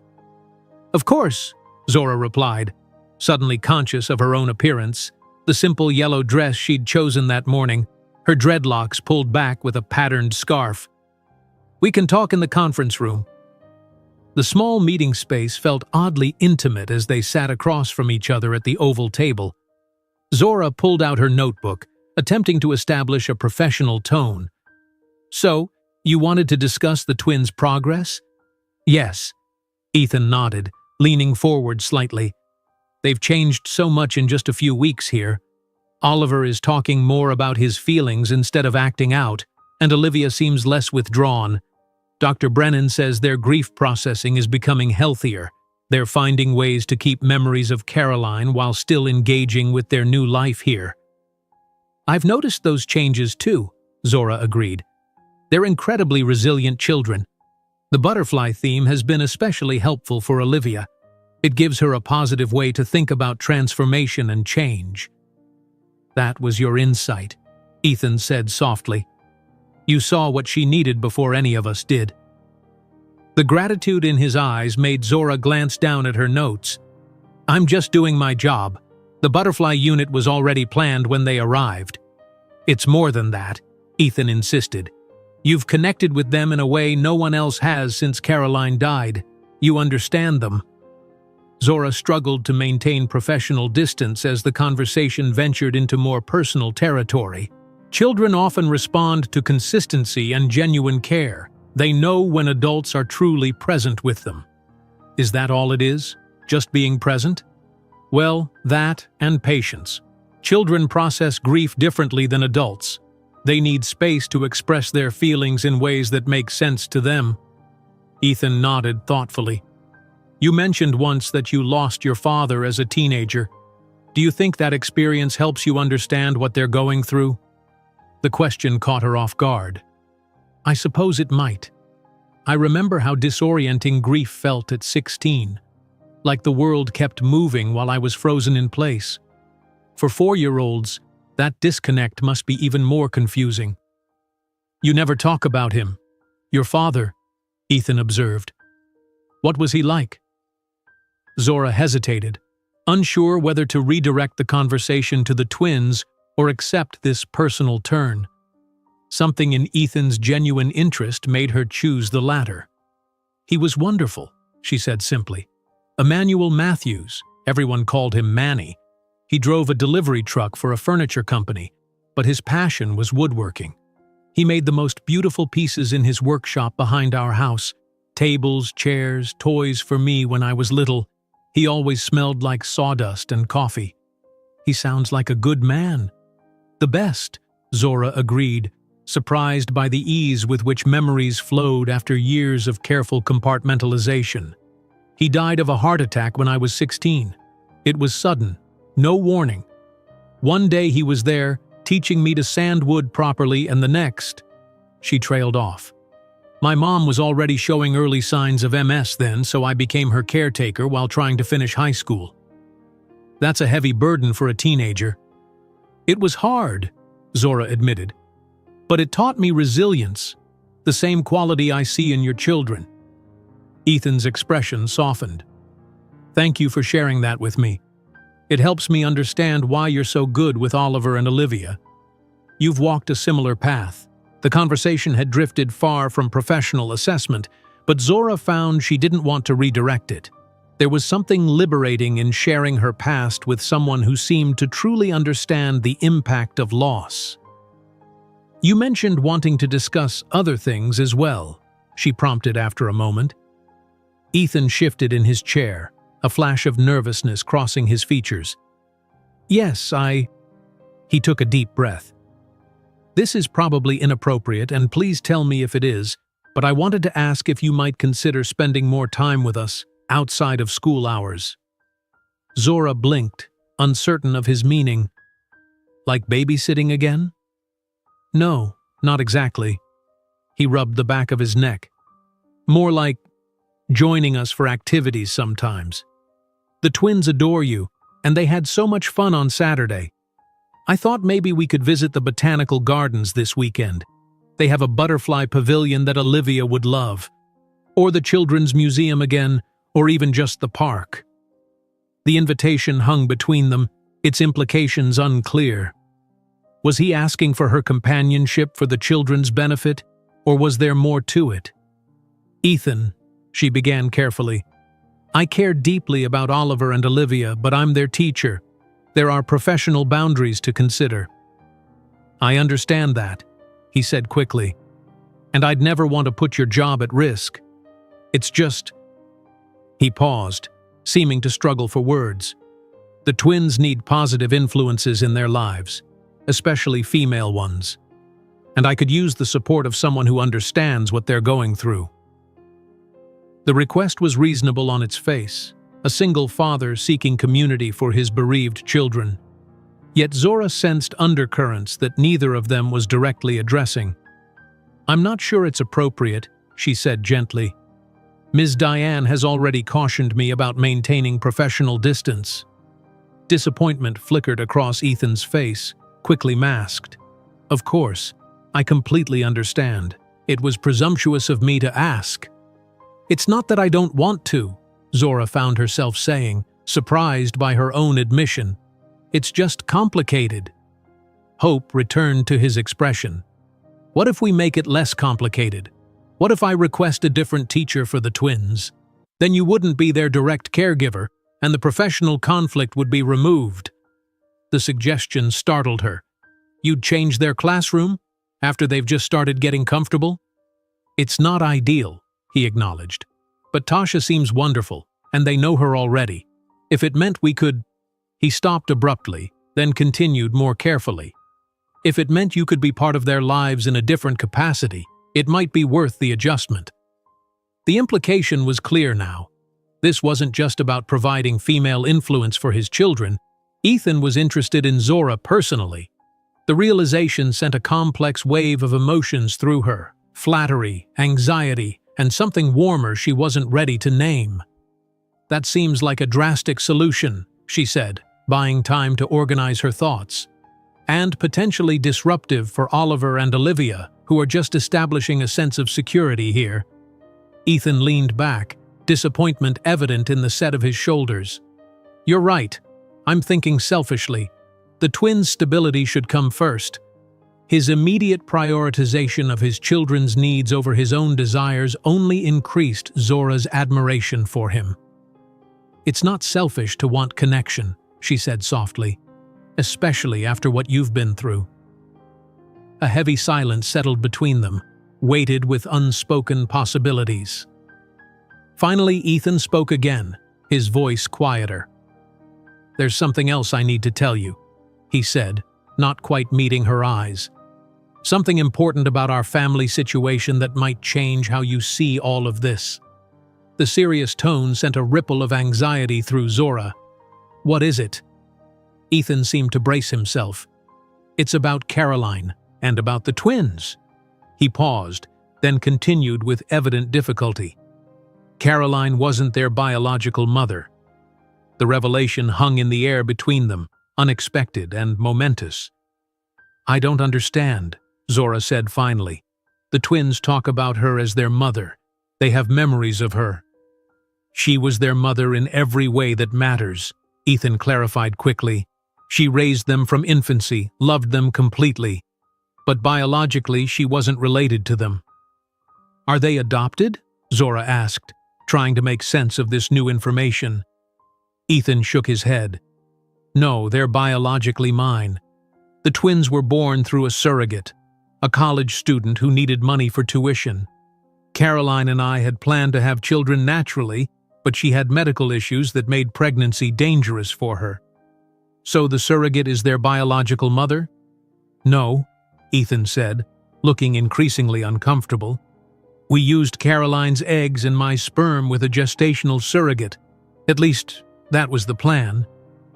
Zora waited, sensing there was more to the story, something significant Ethan was working up to revealing. When the twins were born, he continued haltingly, it became clear that something had gone wrong at the fertility clinic. They didn't have Caroline's coloring at all, none of the blonde hair or fair skin of her family. Tests confirmed that while they're definitely my biological children, the eggs used weren't Caroline's. Oh, Zora breathed, beginning to understand. There was a mix-up at the clinic? Yes, Ethan confirmed. The clinic admitted fault eventually. Someone had mislabeled samples. The eggs used came from another client, an African-American woman who was freezing her eggs before cancer treatment. The pieces clicked into place for Zora. The twins' cinnamon brown skin, their tightly curled hair, features that seemed perfectly natural for children of Ethan's complexion, but would have been surprising with a blonde, blue-eyed biological mother. Did you ever find out who she was? Zora asked softly. Their biological mother? Ethan nodded, his expression grave.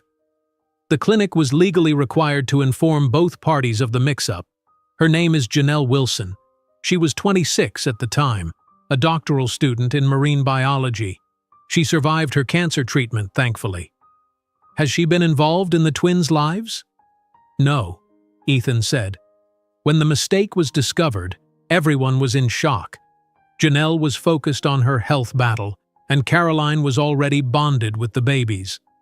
After much discussion and legal consultation, we all agreed that Caroline and I would raise the twins as our own, with no obligation for Janelle to be involved unless she wanted to be or unless the twins needed her for medical reasons someday.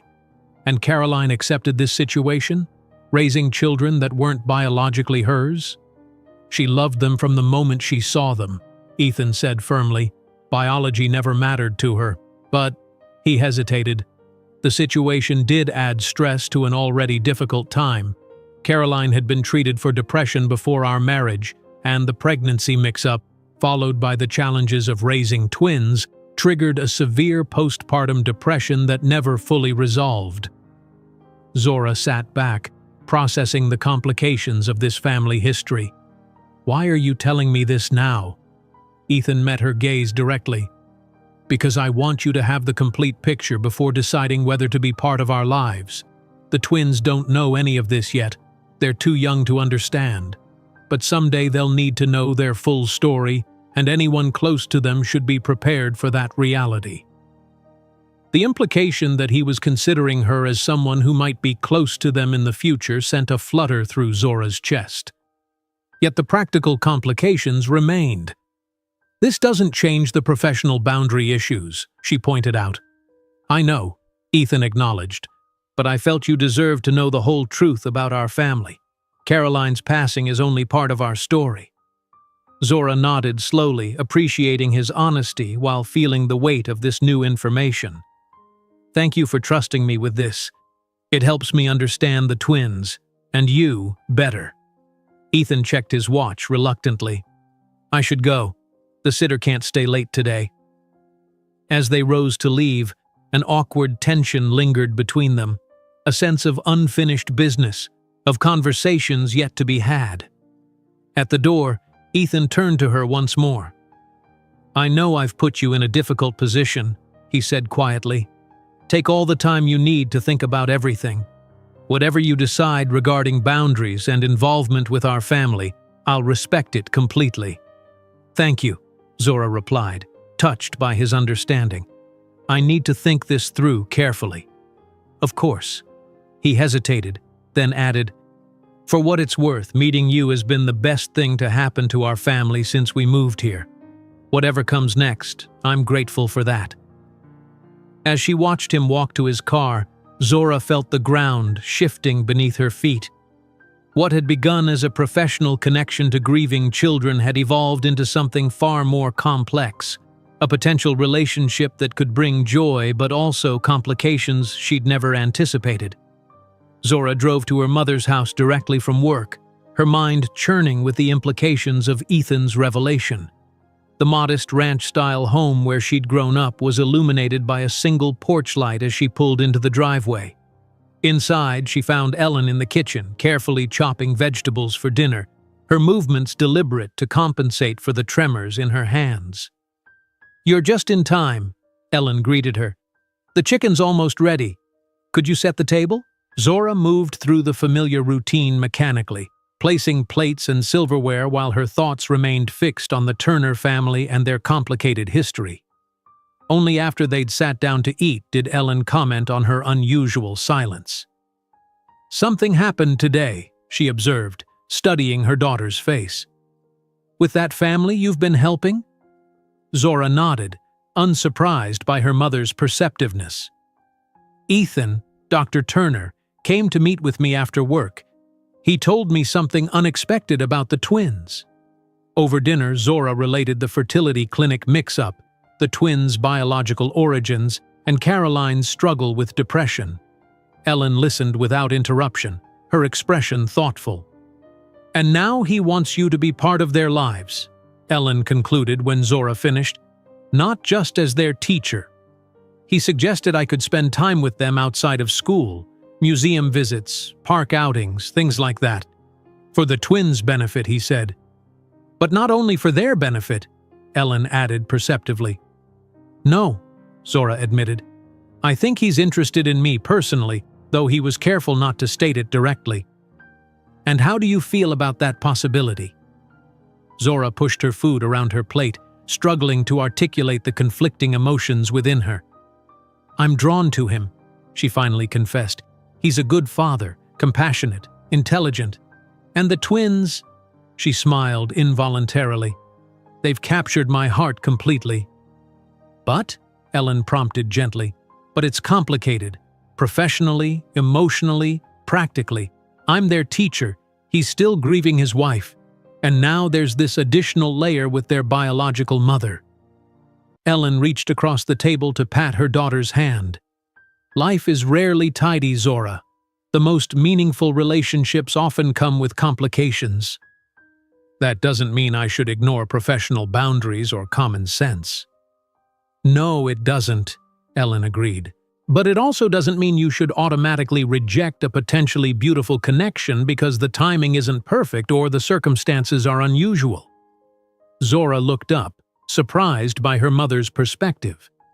"I thought you'd caution me against getting involved.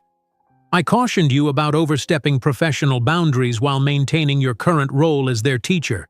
Ellen clarified. But if you're genuinely developing feelings for this man and his children, that's a different conversation. The question becomes whether you're willing to make changes to pursue those feelings ethically. Changes like what? Like requesting that the twins be permanently assigned to another teacher, or even considering a different position within the center, or elsewhere, if necessary.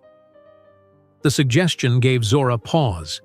She loved her new role at Wildflower, the responsibility and respect it brought. Would she really consider altering her career trajectory for a relationship that might not even work out? "I don't know if I'm ready to make that kind of choice," she admitted. Ellen smiled gently.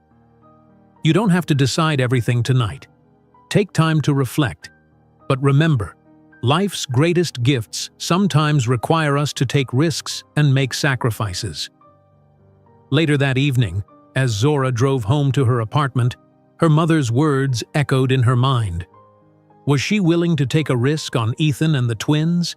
And if so, what would that mean for her professional life? Thursday morning arrived with no clear answers. At the center, Zora found herself watching the door with nervous anticipation, unsure how to interact with Ethan after their revealing conversation. When he arrived with the twins, however, his manner was perfectly professional, warm but appropriate, with no hint of pressure or expectation. "Good morning, Miss Zora," Oliver called, rushing to show her a toy dinosaur he'd brought for show and tell. "This is Triceratops. He has 3 horns to protect himself from the big mean dinosaurs." "That's fascinating, Oliver," she replied, kneeling to examine the plastic figure. "Where did you learn about Triceratops?" "Daddy got me a dinosaur book at the library," he explained proudly. "We read it last night and I remembered all the facts." Olivia approached more sedately, clutching a small purple journal. "I brought my butterfly book," she said quietly. "I'm drawing all the butterflies I see." Zora admired the childish sketches, each labeled in Ethan's neat handwriting with names like Monarch and Swallowtail. "These are beautiful, Olivia. You're becoming a real butterfly expert." Throughout this exchange, Ethan remained slightly apart, giving Zora space while attending to the twins' needs. Only when the children were settled with their classmates did he approach her. "I hope I didn't overwhelm you yesterday," he said in a low voice. "If I crossed a line, I apologize." "You didn't," Zora assured him. "I appreciate your honesty. I just need time to process everything." "Of course." He nodded, his expression relieved. "Take all the time you need. No pressure." As he turned to leave, Zora found herself adding, "The butterfly pavilion sounds wonderful. The twins would love it." Ethan paused, a cautious hope lighting his eyes. "Does that mean—" "It means I'm still thinking," she clarified. "But I haven't ruled it out." His smile was worth the momentary breach of her uncertainty. "I'm glad to hear that. Have a good day, Zora." The use of her first name, without the formal Miss, didn't escape her notice. Throughout the day, Zora found herself observing the twins with new understanding. Certain features that she'd attributed to Ethan, Oliver's determined chin, Olivia's expressive eyebrows, now made her wonder about Janelle Wilson, the woman who had unknowingly contributed half of their genetic makeup.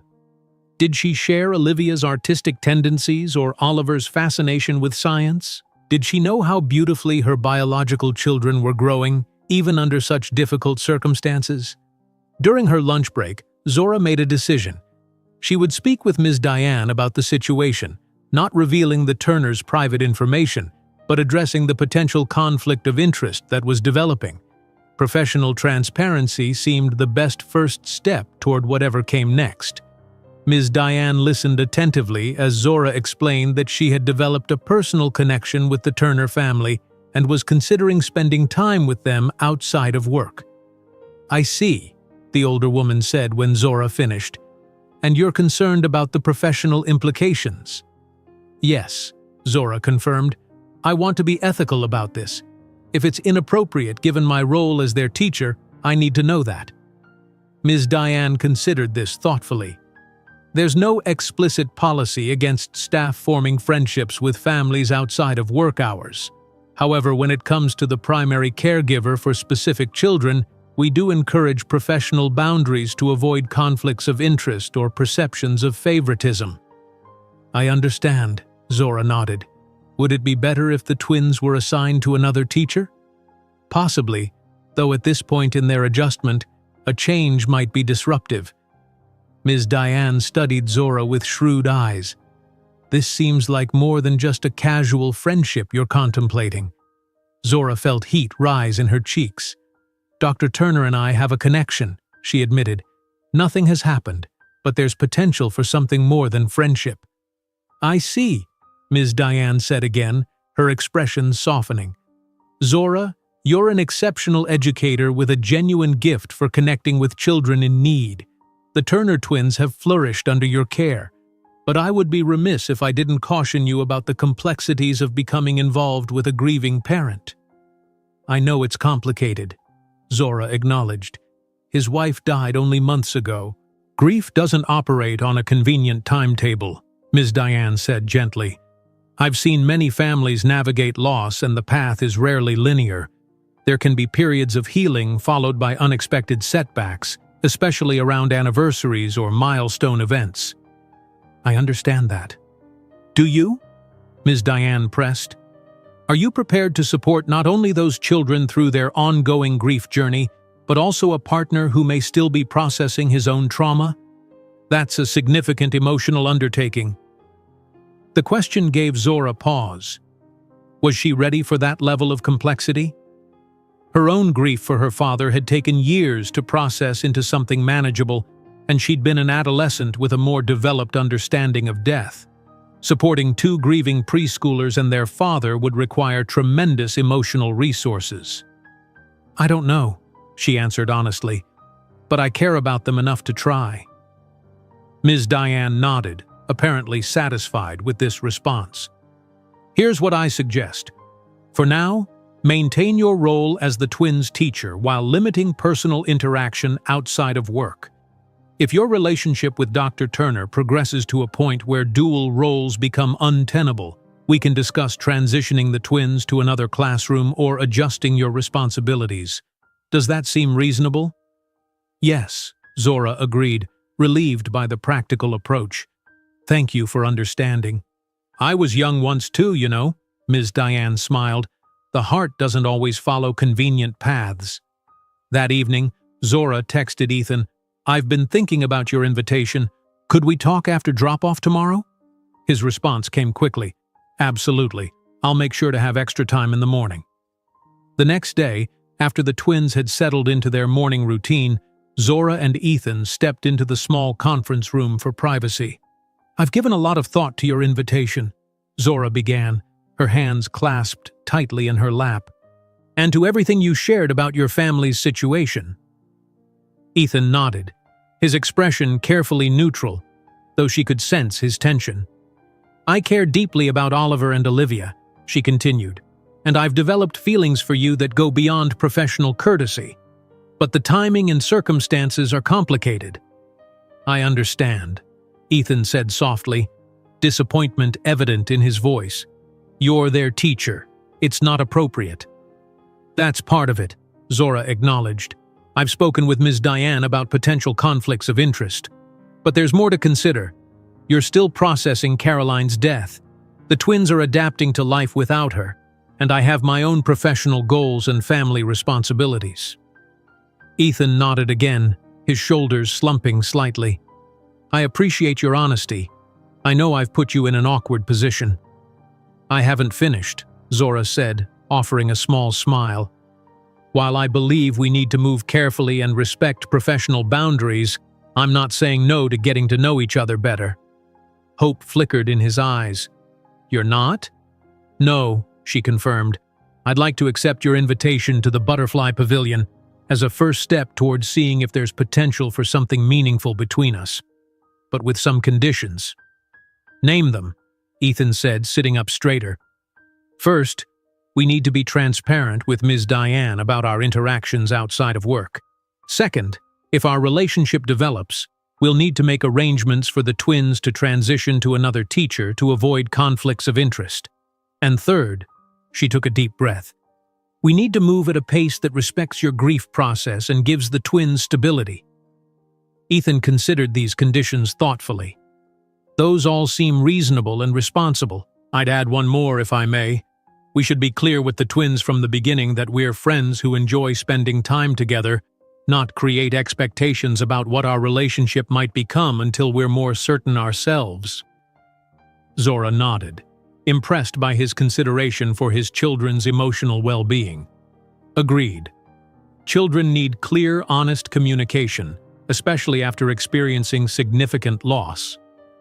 So, Ethan said, a cautious smile forming, does this mean you'll join us at the Butterfly Pavilion tomorrow? Yes, Zora confirmed, returning his smile. I'd like that very much. As they finalized plans for the outing, Zora felt a mixture of excitement and trepidation. She was stepping into uncharted territory, a potential relationship with a grieving father and his children who carried a complex family history. Yet beneath the complications, she sensed possibility, the chance to build something beautiful and meaningful with people who had already captured her heart. Later that day, during outdoor play, Olivia approached Zora with uncharacteristic excitement. Daddy said you're coming with us to see the butterflies tomorrow. That's right, Zora confirmed, helping the little girl climb onto a swing. Would you like me to push you? Olivia nodded eagerly. Daddy says you're our friend now, not just our teacher. The simple statement gave Zora pause. Is that okay with you? If I'm your friend too? Olivia considered this seriously as she swung back and forth. Yes, she decided finally. Friends are good. Mommy would want us to have more friends. That's very wise, Olivia. And Daddy smiles more when you're around, the child added matter-of-factly. He was sad all the time before, but now he smiles.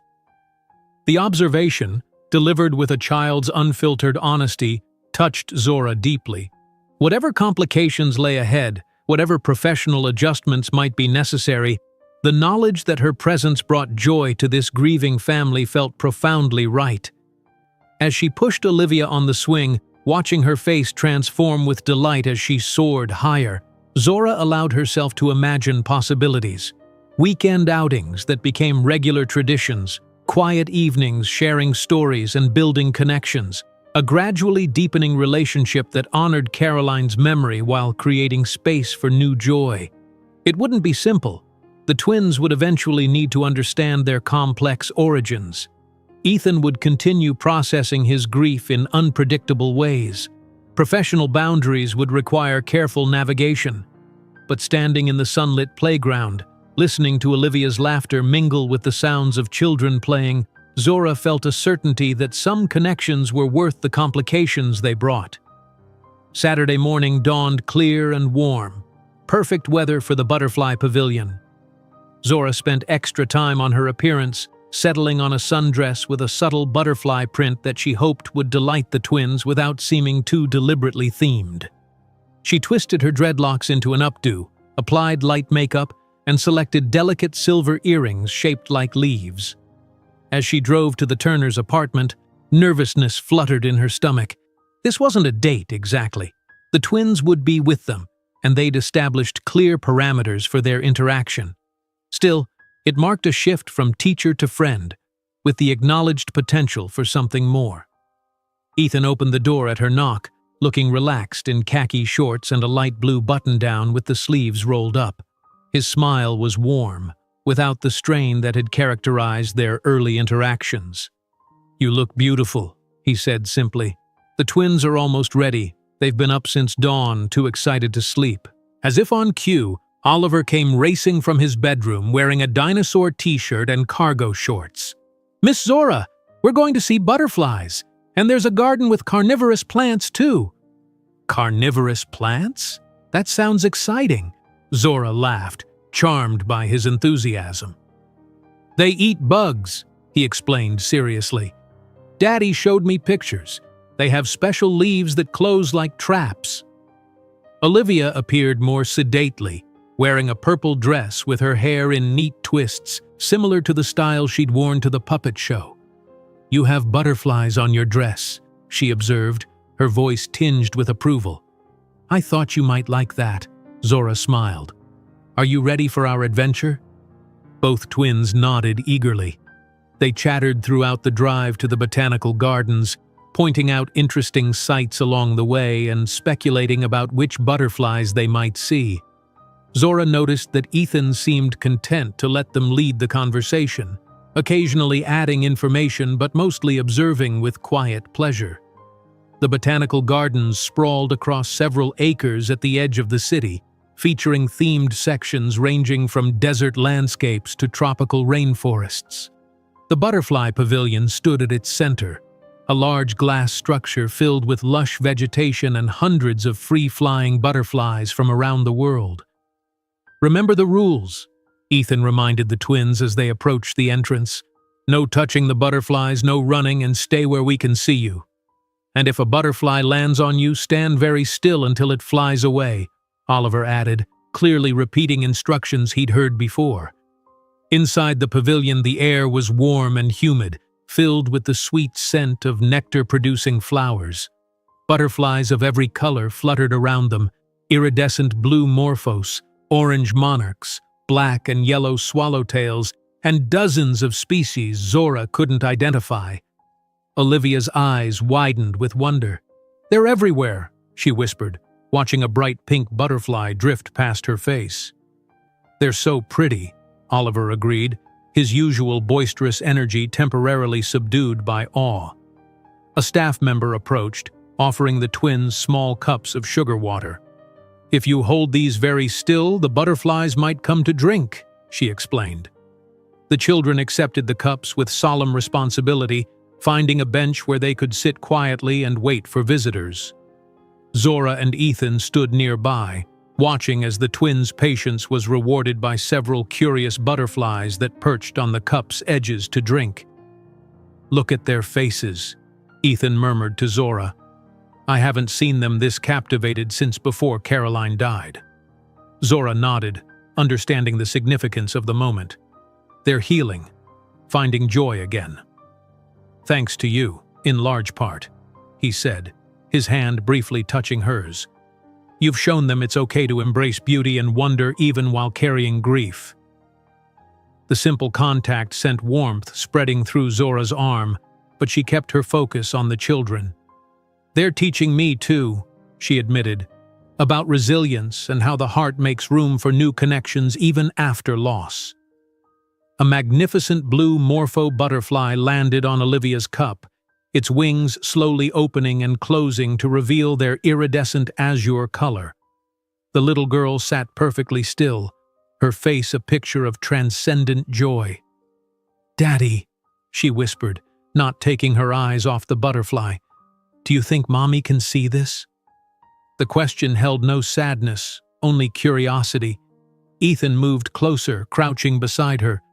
"I think she can, sweet pea. And I think she's very happy that you're enjoying the butterflies." Olivia nodded, satisfied with this answer. "I'm going to draw this one in my butterfly book when we get home."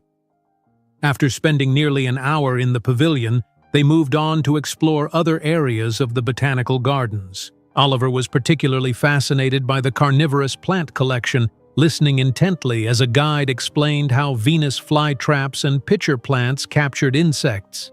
"It's like they're smart," he marveled, "but they don't have brains." "Plants have different ways of sensing their environment," Zora explained, drawing on her college biology classes. "They can't think like we do, but they can respond to what's happening around them." "Like how people are different too," Oliver observed unexpectedly. "Some people think out loud like me, and some people think quietly like Olivia." His insight surprised both adults. "That's very perceptive, Oliver," Zora said, exchanging a glance with Ethan. "Everyone processes the world in their own way."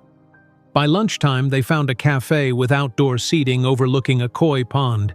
The twins were hungry after their morning explorations, devouring sandwiches while maintaining a steady stream of observations about everything they'd seen. "This has been perfect," Ethan said to Zora while the children were distracted by the colorful fish swimming near their table. "Thank you for joining us." "I've enjoyed every minute," she replied honestly. "They're incredible children."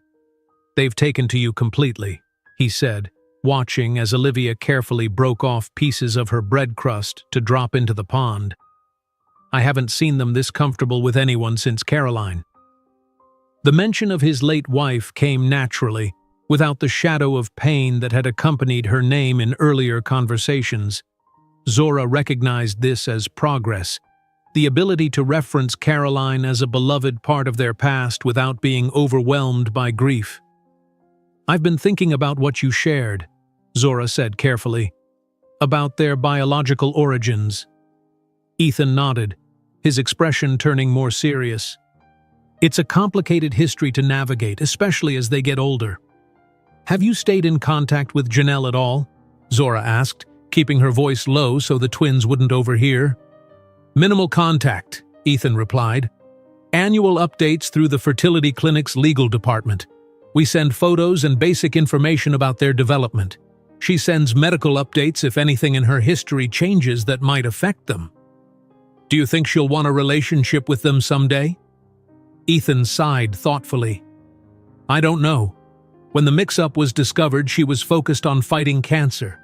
The idea of suddenly being a mother to twins wasn't something she could contemplate.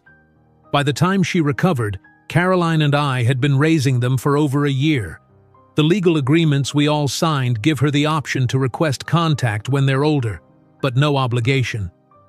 "And how do you feel about that possibility?" "Honestly, I want whatever is best for Oliver and Olivia. They deserve to know their complete history when they're old enough to understand it. If Janelle wants to be part of their lives someday, I'll support that connection as long as it's healthy for them." His answer reflected the same thoughtful consideration for his children's well-being that had drawn Zora to him from the beginning. "You're a remarkable father," she said softly. "I'm trying," he replied with a self-deprecating smile. "Some days are better than others." After lunch, they visited the children's garden, where the twins participated in a planting activity, each decorating a small pot and planting marigold seeds to take home. "We have to water them every day," Oliver explained to Zora, carefully carrying his pot as they walked back to the car. "And put them in the sun. And talk to them," Olivia added. "Plants like when you talk to them. It helps them grow." "That sounds like excellent plant care," Zora agreed. "Maybe you could start a garden on your balcony like you were talking about for the butterflies." The suggestion sparked an animated discussion between the twins about what they could grow in their limited outdoor space. As they chatted, Ethan's hand brushed against Zora's, then deliberately took hold of it. The gesture was tentative, giving her plenty of opportunity to pull away if she wished. Instead, she interlaced her fingers with his, the simple connection feeling surprisingly right. The twins, absorbed in their gardening plans, didn't notice this new development between the adults. By late afternoon, both children were showing signs of fatigue. Oliver's enthusiastic commentary had slowed to occasional observations, and Olivia was leaning against Zora's leg as they waited to exit the gardens. "I think we've hit the limit," Ethan chuckled, lifting a suddenly boneless Oliver into his arms. "Two tired explorers ready for home." "But I'm not tired," Oliver protested, even as he rested his head on his father's shoulder. "Me neither," Olivia insisted, though she raised her arms to Zora in a clear request to be carried. Zora lifted her without hesitation, settling the little girl on her hip. "Even butterfly experts need rest sometimes," she said gently. Walking to the car with Olivia in her arms and Ethan beside her carrying Oliver, Zora was struck by how natural it felt, like a family returning from an outing together. The thought both thrilled and frightened her. Was she ready for this level of involvement? Were the twins ready to accept her in a role beyond teacher and friend? Both children fell asleep during the drive home, exhausted from their day of exploration and excitement. When they arrived at the apartment, Ethan carried Oliver inside while Zora gently lifted the still sleeping Olivia. "I can put her down in her room," Zora whispered, following Ethan down the hallway. In Olivia's purple bedroom, Zora carefully removed the child's shoes and covered her with a light blanket. As she turned to leave, Olivia stirred slightly. "Miss Zora?" she murmured, her eyes barely opening. "Yes, butterfly girl?" Today was the best day since Mommy went to heaven. The simple statement pierced Zora's heart. "I'm so glad you enjoyed it, sweetheart. Get some rest now. Will you come back tomorrow?" The question highlighted the complexity of their evolving relationship.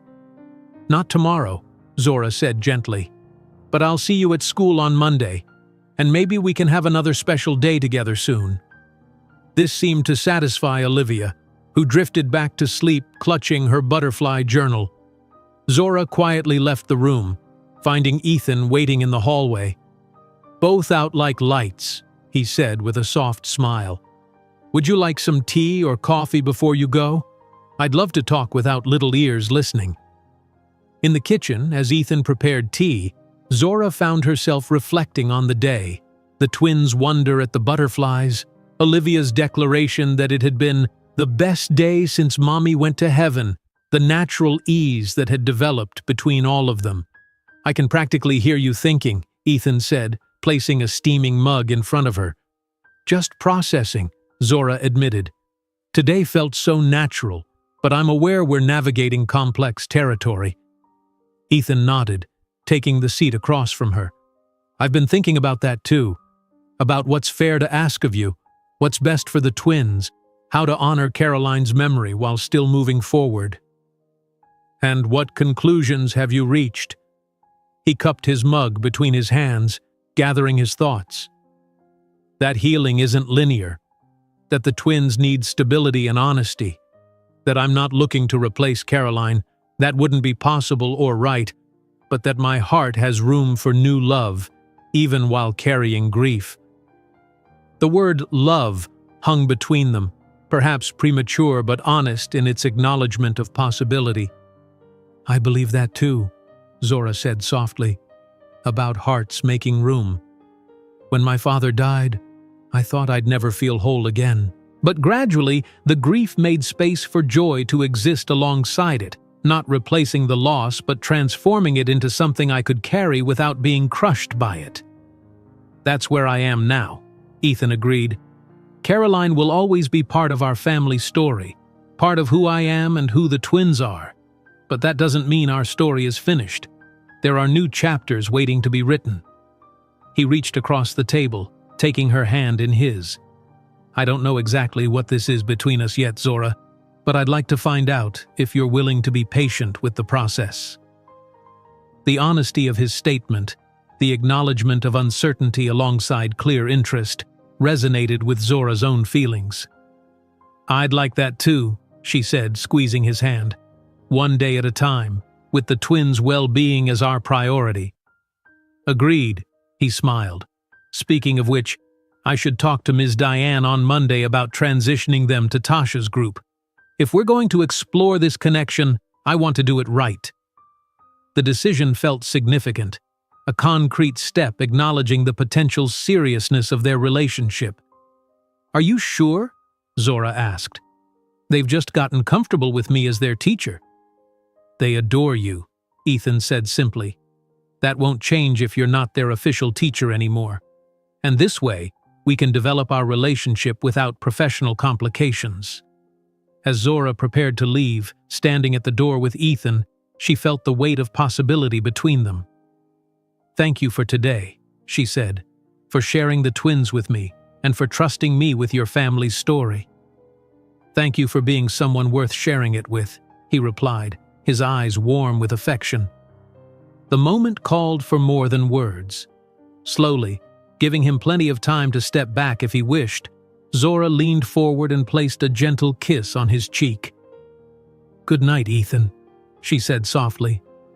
His hand came up to touch the spot where her lips had been, a smile spreading across his face. "Good night, Zora. See you Monday." Driving home through the gathering dusk, Zora felt a sense of peace settling over her. The day had confirmed what her heart already knew, that this connection with Ethan and the twins was worth pursuing, despite its complexities. Whatever challenges lay ahead, professional adjustments, the twins' ongoing grief process, the eventual need to explain their biological origins, they would navigate them together, one day at a time. At a stoplight, Zora's phone chimed with a text message.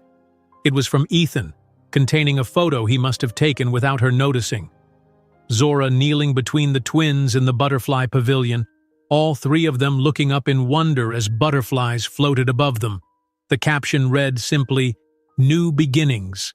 Smiling, Zora saved the image before continuing home. New beginnings indeed, unexpected and complex, but beautiful in their promise of connection, healing, and joy yet to come.